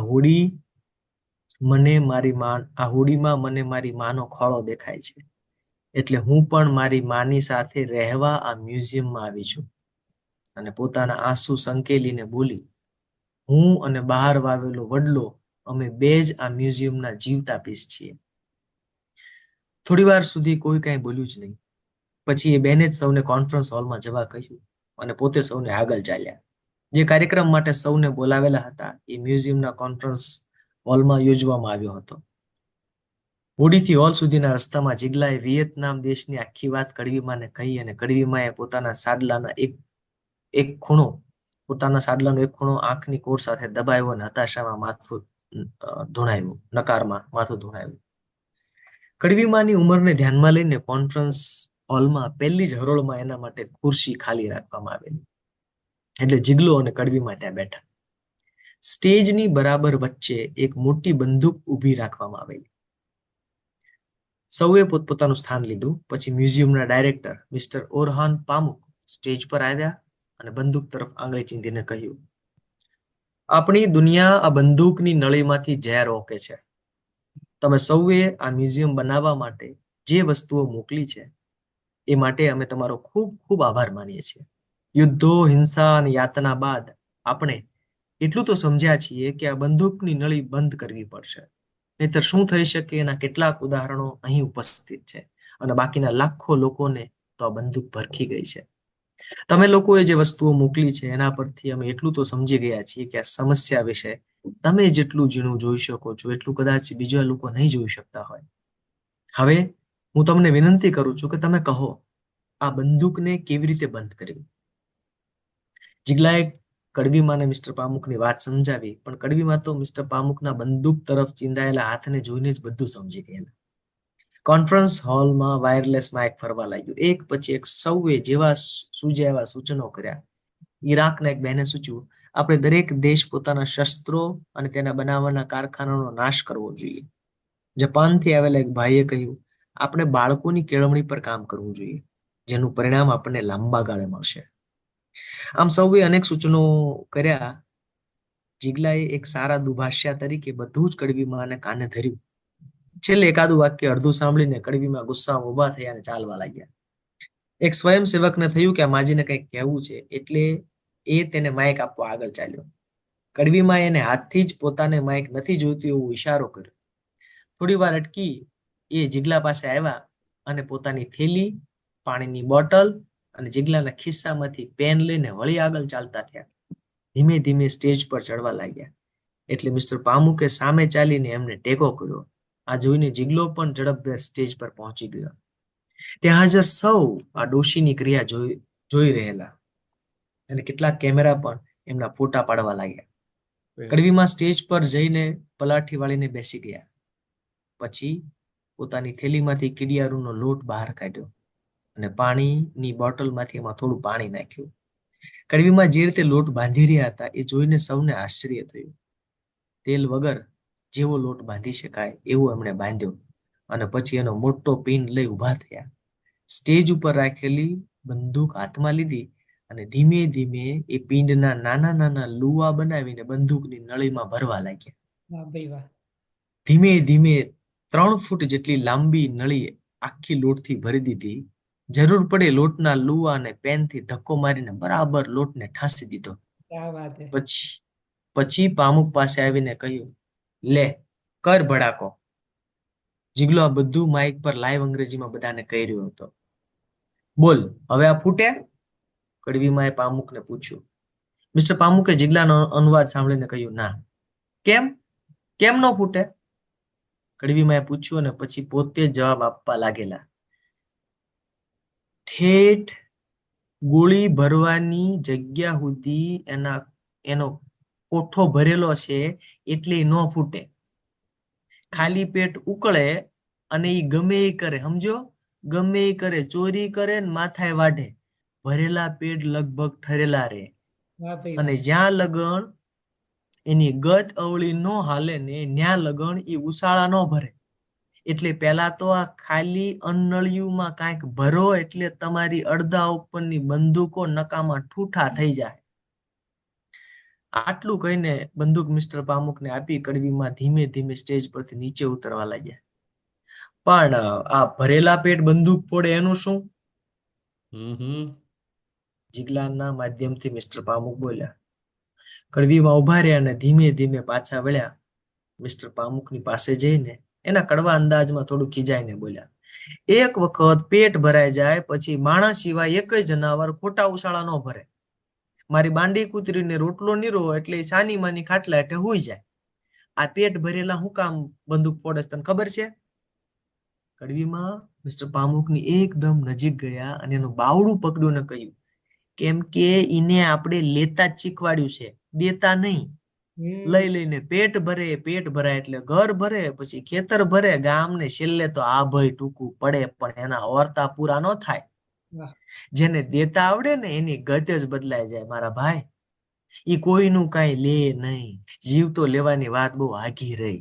તને કહું, દેવાનું એટલે જીવના ફેર વગર દેવાનું. ગામની બાંડી કૂતરીને રોટલો દેવાનો, પંખીડાને ચણ અને ભલામણા કીડિયું હુંધીનાને કીડિયારું દેવાનું. બાકી આ કડવી ડોશી ગાંડી નથી કે ઠેઠ ઈના ગામથી આયા લગીન જારનો લોટ લાવે છે. તમારો લોટ ને દાણા મને માગતા ન આવડે? આવડે, પણ ઈ તો લીધું કહેવાય. વાહ જે ભાઈ વાહ. લોટ કડવી ખાય ને ઈ એમાં ભાગમાંથી તે બાંડીનો રોટલો થાય. જે લોટ કડવી ખાય ને એમાંથી જ કીડિયારું થાય, બાકી બધું લપસણું. આટલું કહીને કડવીમાં પોતાની થેલી લઈને સ્ટેજ પરથી જાતે ઉતરી અને હોલની બહાર નીકળી ગયા. જિગ્લાએ પોતાના અનુવાદનું છેલ્લું વાક્ય પૂરું કર્યું એટલે તરત જ કોન્ફરન્સ હોલમાં બેઠેલા સૌ તાળીઓના ગડગડાટ સાથે ઊભા થઈ ગયા. મિસ્ટર પામુકે જિગ્લાનો હાથ પકડીને કડવીમાંને 4-5 વખત thank you thank you thank you thank you કહ્યું. જ્યારે સૌ કાર્યક્રમ પછી બહાર આવ્યા ત્યારે કડવીમાં બાકી રહી ગયેલું કીડિયારું પૂરી રહ્યા હતા. એ લોકોએ બંદૂકમાં કીડિયારુંનું લોટ ભરતા કડવીમાંનો ફોટો એક ફ્રેમમાં મઢીને મ્યુઝિયમમાં મૂક્યો છે, જેની નીચે લખ્યું છે મિસ કડવી એન્ડ ધ સાયલેન્ટ ગન. ક્યારેક ઇસ્તંબુલ જાવ ને તો એની સાથે એક સેલ્ફી લેજો. અને વાહ ભાઈ Thank you. વાહ, વાહ ભાઈ વાહ. બહુ સરસ. વાહ. અદ્ભુત અદ્ભુત અદ્ભુત વિશાલભાઈ. અને શૈલેષભાઈની પરવાનગીથી થોડુંક વધારે બોલીશ, પણ Please. કંઈક કહેવું છે તમને. ઉત્તમ વાર્તાઓ તમે લખો છો. કઈ વાર્તાને સારી કેવી, પહેલો ભાગ સારો કે બીજો ભાગ સારો? એટલે તમે માત્ર પ્રશ્નો નથી લાવતા, એના ઉકેલ પણ બતાવો છો. ખરેખર એ લીમડાની આંતરછાલ જેવી કડવી વાત ભલે હોય, પણ બહુ સરસ રીતે તમે વાત કહી. અને દરેક વાતમાં તમે જે વાર્તાઓને તમે કહ્યું કે ગ્લોકલ બનાવો છો, એ તમે ખરેખર એ વ્યાખ્યાને તમે પુરવાર કરી બતાવી કે કેવી રીતે વિશ્વમાં બનતી ઘટનાઓને લોકલ સ્તર સાથે અથડાવવી અને વાર્તા ઊભી કરવી. અને ક્યાંય એવું આયાસપૂર્ણ નથી લાગતું કે આ તમે વાર્તા બનાવવા માટે આ કર્યું હોય. અને ફેન ફિક્શન જેવું નથી લાગતું કે આ ઓરહાન પામુકની વાત કરી, તમે કુંટા કિંતેની રૂટ્સની વાત કરી. એ બધા આ પ્રયત્નો કરતા જ રહ્યા છીએ. અને એવી આશા રાખીએ કે તમારા જેવા યુવા લેખકો બંદૂકને બદલે પેનથી આ બધા ઉકેલો લાવવાનો પ્રયત્ન કરે અને કંઈ ફરક પડે. ખૂબ ખૂબ આભાર તમારો, ખૂબ આભાર. બહુ Thank you. મજાની વાત ને આ બધી જ વાર્તામાં આમ આવે એટલે એમ કે હા, અહીંયા અંત લાગે છે. હા, હજુ આગળ ચાલે છે. એટલે એ જે પછી જ્યારે વાર્તા પૂરી થાય ને ત્યારે એમ બરોબર જે ગિનીબેને કીધું તે કે વાર્તા પૂરી થાય ત્યાંય મને જ્યાં લાગ્યું ત્યાંય પૂરી થઈ શકે ને વાર્તા થઈ શકે, પણ એ જે આગળ 2-3 પાર્ટમાં જાય ત્યારે એવું લાગે હા, આ તો એનાથી વધારે સારું. આ કડવી ડોશીના હાથમાં પેન આવી એટલે the common man would think કે પેન મૂકી દેવી બંદૂકમાં, કામ પૂરું થઈ ગયું. That's a very different way of looking at it. પણ તમે તો કેવી વાત કરી કે પેટ ભરાઈ જાય એટલે નહીં, તો ત્યાંય પૂરી થાય, પણ નહીં તેનાથી આગળ, કારણ કે પેલા એ પ્રશ્ન કર્યો. So it is just in a way never ending, but you know exactly ક્યાં ને કેવી રીતે લઈ જવું. નીતાએ કીધું જ અદ્ભુત. એટલે ને હું ફરી પાછો કહીશ કે પ્રતિભાવ માટે કોઈ સમયની પાબંદી નથી. આજે આપણે બધા જ બંધનો છોડીને કડવી સાથે ચાલીએ છીએ. એટલે યસ, એનીબડી? હા, ગિનીબેન અને પછી મિનેશભાઈ. થેન્ક યુ સો મચ નીતાબેન, શૈલેષભાઈ. વિશાલભાઈ, તમારા માટે ખૂબ અહોભાવ છે, એના માટે જ જોડાયેલી હતી. અને તમે વાર્તા વાંચવાની શરૂઆત કરીને ત્યારે હું વિદ્યાર્થી તરીકે બેઠી હતી કે સાલું હું કેમ આવી વાર્તા નથી લખી શકતી. પણ કઈ ઘડીએ વિદ્યાર્થી મટીને હું ભાવક થઈ ગઈ ને મને સમજાયું નહીં, કારણ કે વાર્તાને અંતે મારી આંખમાં આંસુ હતા. એટલે વિદ્યાર્થી મટી ગઈ. ભાવક તરીકે તમારી વાતમાં એટલી બધી વહી ગઈ. અને તમે આ ગ્લોબલ ને લોકલની વાત કરો એ હું પૂરેપૂરી સમજી એટલા માટે શકું કારણ કે અડધી જિંદગી હું અમદાવાદમાં રહી છું, મેં પણ કીડિયારા પૂર્યા છે, અને બાકીની અડધી જિંદગી હું અમેરિકામાં રહી છું. એટલે આ મ્યુઝિયમની વાત પણ જોડાવા માટે કોઈ પ્રયાસ, જેમ કે છે ને કોઈ આયાસ, તમને જેમ લખવા માટે આયાસ નથી કરવો પડ્યો ને એમ મને પણ તમારી સાથે જોડાવા માટે કોઈ પ્રયાસ આયાસ નથી કરવો પડ્યો. અને બહુ જ સરળતાથી સહજતાથી તમારી વાર્તામાં વહી અને પ્રવાહમાં જ્યારે વહેતા હોય ને ત્યારે તણાતા નથી. અમે એની મજા માણતા હતા તમારી. ભલે શૈલેષભાઈએ કહું પાબંદી નથી, પણ વધારે હું છે ને તમને ઈમેલમાં લખીશ. અહીંયા અટકું છું. Thank you so please. Much. Thank you ગિનીબેન, થેન્ક યુ. મિનેશભાઈ અને પછી તોરલબેન. Hello, Namaste, Vishalbhai. નમસ્તે We વિશભાઈ. were completely wired. Why? Because you were completely wired. Writing, imagination, recital, and expression. Completely, absolutely beautiful. અને આ તો તમને સાંભળવાનો એક અચૂક લાવો અમને મળ્યો, એના માટે હું નીતાબેન અને શૈલેષભાઈનો ખૂબ ખૂબ આભાર માનું છું. Thank you. Thank you. Thank you. તોરલબેન. તોરલબેન અનમ્યુટ કરજો.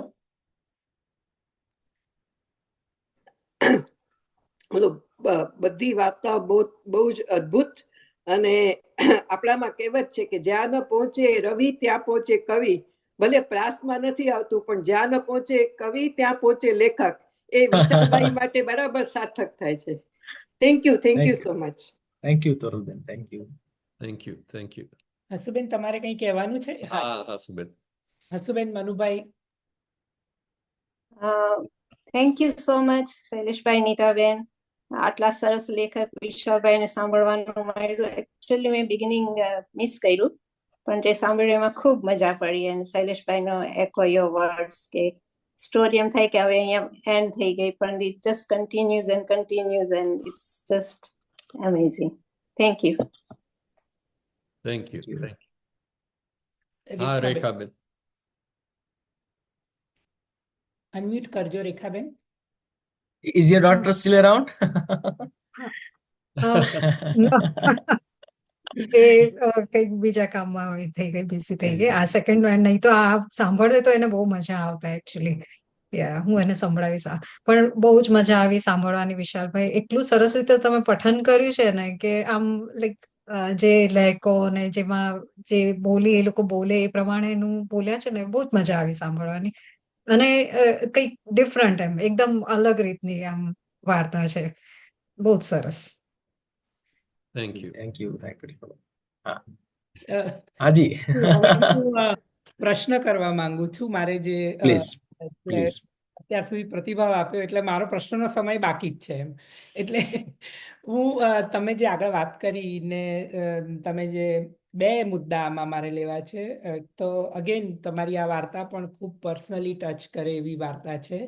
અને એમાં તમે એક સારા દુભાષિયા તરીકે જીગલાએ ડોશીને વાત કરી. અને જસ્ટ ફોર યોર ઇન્ફોર્મેશન, હું અહીંયા ગવર્મેન્ટ માટે દુભાષિયાનું જ કામ કરું છું. અને આ બહુ સમજાયું કે કેટલું જરૂરી છે કે એણે કેટલું સરસ દુભાષિયાગીરી કરી હશે કે ઓરહાન પામુકને સમજ પડી કે શું કહેવા માંગે છે. એટલે એને માટે જિજ્ઞેશનો ખાસ આભાર.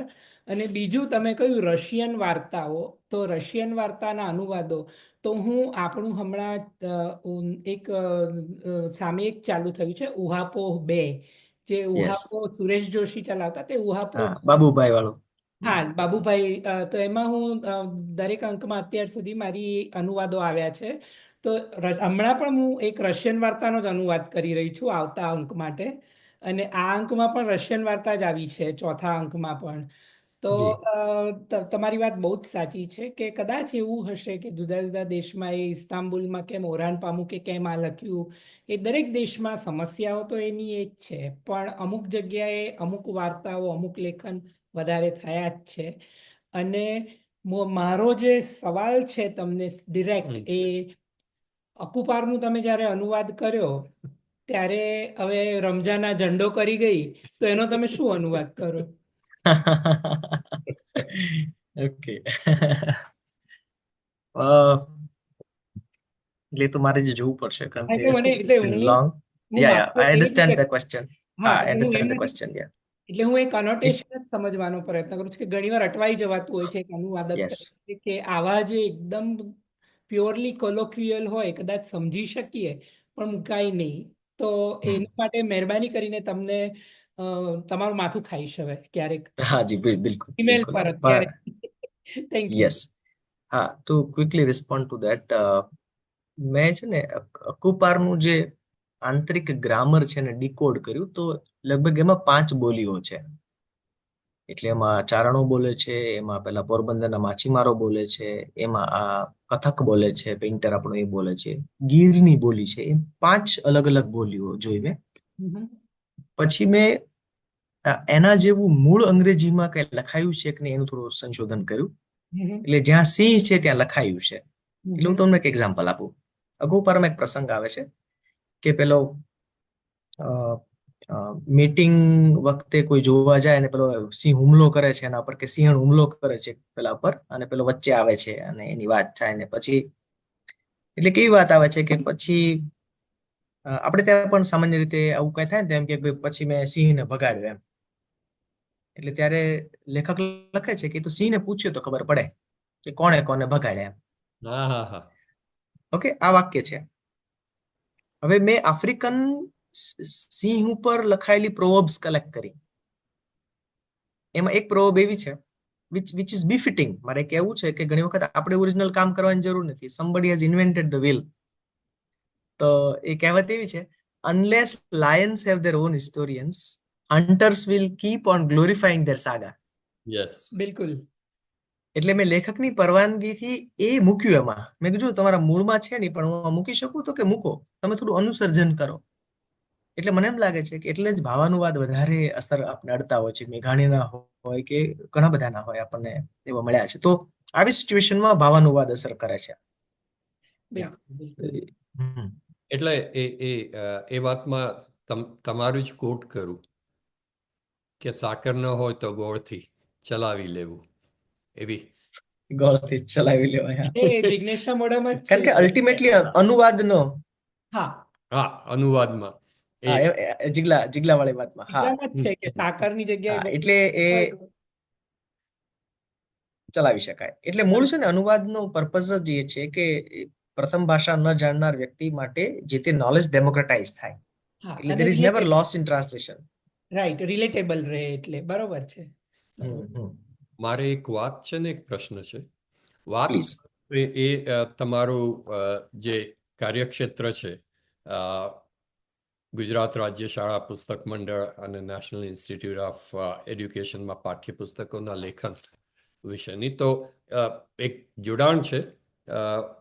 અને ચંદ્રકાંત ટોપીવાળાએ નોંધ્યું છે કે 19મી સદીની અધવચ જ્યારે ગુજરાતમાં ખાસ નવી શિક્ષણ નીતિ પ્રચારમાં આવતી હતી, ત્યારે અંગ્રેજ ઓફિસર હોપે કવિ દલપતરામને વાચનમાળા તૈયાર કરવા કહ્યું હતું.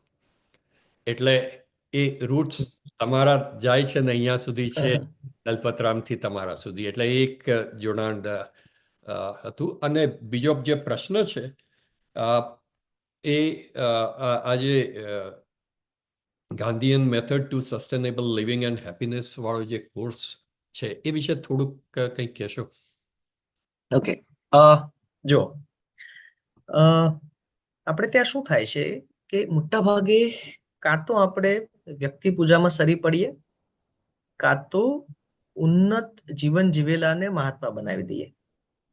આ બંને કેસમાં એમના વિચારો આપણા જીવનમાં ઉતરે નહીં.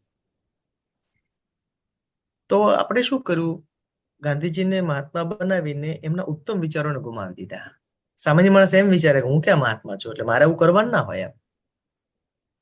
બીજું એ થયું છે કે હવે એક આખી વોકેબ્લરી, જે ગાંધી યુગની વોકેબ્લરી હતી ને, એ સમજનાર વર્ગ જ નથી. આઈ એમ ટોકિંગ અબાઉટ મિલેનિયલ્સ કે પોસ્ટ મિલેનિયલ્સ કે જેન ઝી જેને આપણે કહીએ છીએ. એને તમે સત્યાગ્રહની લડત ને ચંપારણ ને આવા બધા શબ્દો બોલો ને તો દે સ્વિચ ઓફ.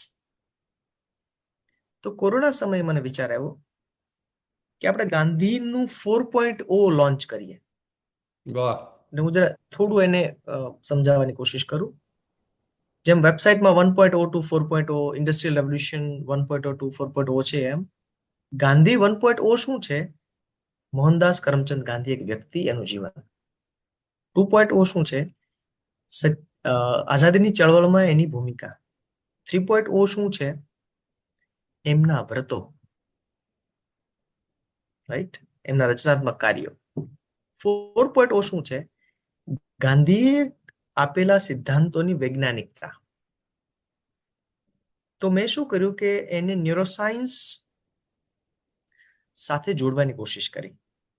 દાખલા તરીકે અસ્થેય કે અપરિગ્રહ છે, તો how અપરિગ્રહ is connected to minimalism and minimalism is connected to detoxing of your mind and to live happy. તો એના કેટલાક રિસર્ચ સાઇટ કર્યા. એવી રીતે એક 11 સેશનનો કોર્સ બનાવ્યો, જે અવેલેબલ છે, યુડેમી પર છે. નાના નાના સેશન્સ છે. એમાં આજનું યુથ સમજે એ ભાષામાં ગાંધીના વિચારો મૂકવાની કોશિશ કરી છે. So this is the brief of that course. Awesome. એટલે આ તો તમે એવી જ વાત કરી ને કે લગે રહો મુન્નાભાઈમાં જે આજની હા. ભાષા બોલતા લોકોને Correct. એ ભાષામાં ગાંધી સમજાવો એટલે Yes. કેમિકલ લોચા દૂર થઈ જાય તમારા મગજ, હા, બસ ગાંધી બરોબર છે. સુધી પહોંચી શકો. બરોબર છે ને? યસ. એટલે પછી હજી એટલે નેક્સ્ટ તો અમે એવું બધું હજી વિચારીએ છીએ કે there should be Gandhi on guitar. આપણે ગાંધી ગીતો કેમ હાર્મોનિયમ પર જ ગાઈએ, why not on guitar? Yes. there should be Gandhi games.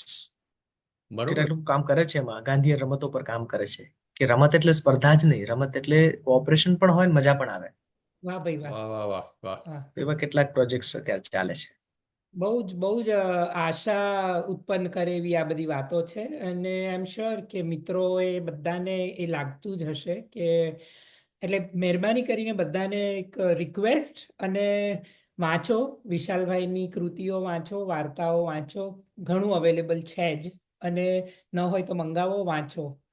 અને ફરી એકવાર સ્વરક્ષર તરફથી તમારો ખૂબ ખૂબ આભાર વિશાલભાઈ, આટલા વ્યસ્ત તમારા કાર્યક્રમોમાં પણ તમે આટલો સમય આપ્યો એના માટે ખૂબ આભાર. જી, હા, એટલે thank you. Thank you Nita.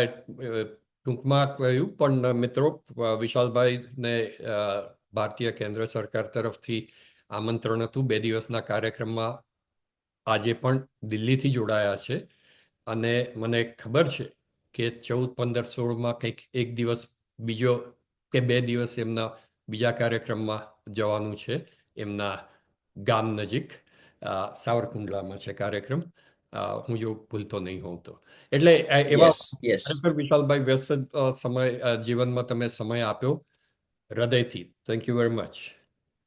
ખૂબ થેન્ક યુ ઓલ કે તમે બધા સરસ બધા પ્રતિભાવો આપ્યા, તમારી ક્વેરી પૂછાઓ અને બધી વાતોમાં મને મજા પડી જોડાવાની આ ગ્રુપ સાથે. અને કોઇન્સિડન્ટલી આ ગ્લોકલ સાથેનું એક જોડાણ હતું કે જે મેં આજ સુધી આમ આટલું ડિટેલમાં ક્યારેય વાત કરી નહોતી. તો મને પણ એક મોકો મળ્યો મારી પ્રોસેસીસને વધારે સમજવાનો. હમણાં જ મેં હમણાં નહીં પણ ગયા વર્ષે એક વાર્તા લખેલી, અકારો કાબા નામની. એમાં જે ઓબ્સેશન છે ને વાઇલ્ડ લાઈફ ફોટોગ્રાફીનું, એનાથી પ્રાણીઓ શું વિચારે છે અને એ નવનીત સમર્પણમાં આવેલી વાર્તા. અકારો કાબા, જસ્ટ એક મિનિટમાં હું કહી દઉં. અકારો કાબા એ બેસિકલી આફ્રિકન વર્ડ છે. આફ્રિકન એક પર્ટિક્યુલર કમ્યુનિટીમાં આત્માની ચોરી માટેનો વર્ડ છે અકારો કાબા. અચ્છા. એટલે એ લોકો તમને ફોટો ના પાડવા દે, કારણ કે એ લોકો એવું માને છે કે કોઈ ફોટો પાડે તો આપણો સ્પિરિટ એમાં કેપ્ચર થાય. એટલે કેમેરા માટે અને આત્માની ચોરી માટે એક જ વર્ડ છે અકારો કાબા. એટલે એમાં મોગલી આવે છે ને બધી આખી વાત ફેન્ટસીની થાય છે, but some other day we'll talk about it. પણ એ બી એક લોકલનો પર્સપેક્ટિવ છે કે આખું કેમેરા કેવી રીતે આપણે બધાને આપણા લુક પ્રત્યે, હાઉ વી લુક, એના પ્રત્યે એક જુદું કેમેરા આવ્યા પછીથી એક આખી વસ્તુ બની છે જે આપણે ઇવોલ્યુશનમાં નહોતી. આ વાત નહોતી. Looking at our own selves from a different perspective or from a preserved perspective. તો આવા કેટલાક આડીવળી વાતોમાં બધા પ્રયોગો ખતરાઓ ચાલે છે. વાહ. ને ફિક્શનલ અવેલેબલ છે ને આપણે? હા, ફિક્શનલી અવેલેબલ છે. લટુર પ્રકાશને કર્યું છે. એટલે હવે કદાચ છે ને બુક પ્રથા કરે છે આ ઓનલાઈન. એટલે નીરજ મેઘાણી, જયંતભાઈ મેઘાણીના સન નીરજભાઈ મેઘાણી છે ભાવનગરમાં. એમનું ઓનલાઈન પોર્ટલ છે bookpratha.org. so they sell it online. Okay, perfect. એટલે અને વેરી સૂન એક બીજો વાર્તા સંગ્રહ આવી રહ્યો છે. વેરી સૂન હું જ્યારે કહું છું એટલે સોરી, ના, તમે જ બોલતા હતા. વેરી સૂન કીધું એટલે હા એટલે વેરી સૂન એટલે 6-8 મહિના થશે, હું એને સૂન કહું છું. હા હા એક બીજા વાર્તા સંગ્રહ પર કામ ચાલી રહ્યું છે ત્યારે, નવી વાર્તાઓ જે ફિક્શનાલી પછી લખાય હોય એ. વાહ વાહ વાહ, જરૂર રાહ જોઈશું જ. અને તમને યુ વિલ ગેટ નોટિફિકેશન કે આ કાર્યક્રમ યુટ્યુબ પર પાછો મળશે અને we can spread the word. કારણ દેવાંગે લખ્યું કે one of the best programmes in recent memory. એટલે થેન્ક યુ વેરી મચ. ખૂબ આભાર. રજા લઈશું. Thank thank you. You. Yeah.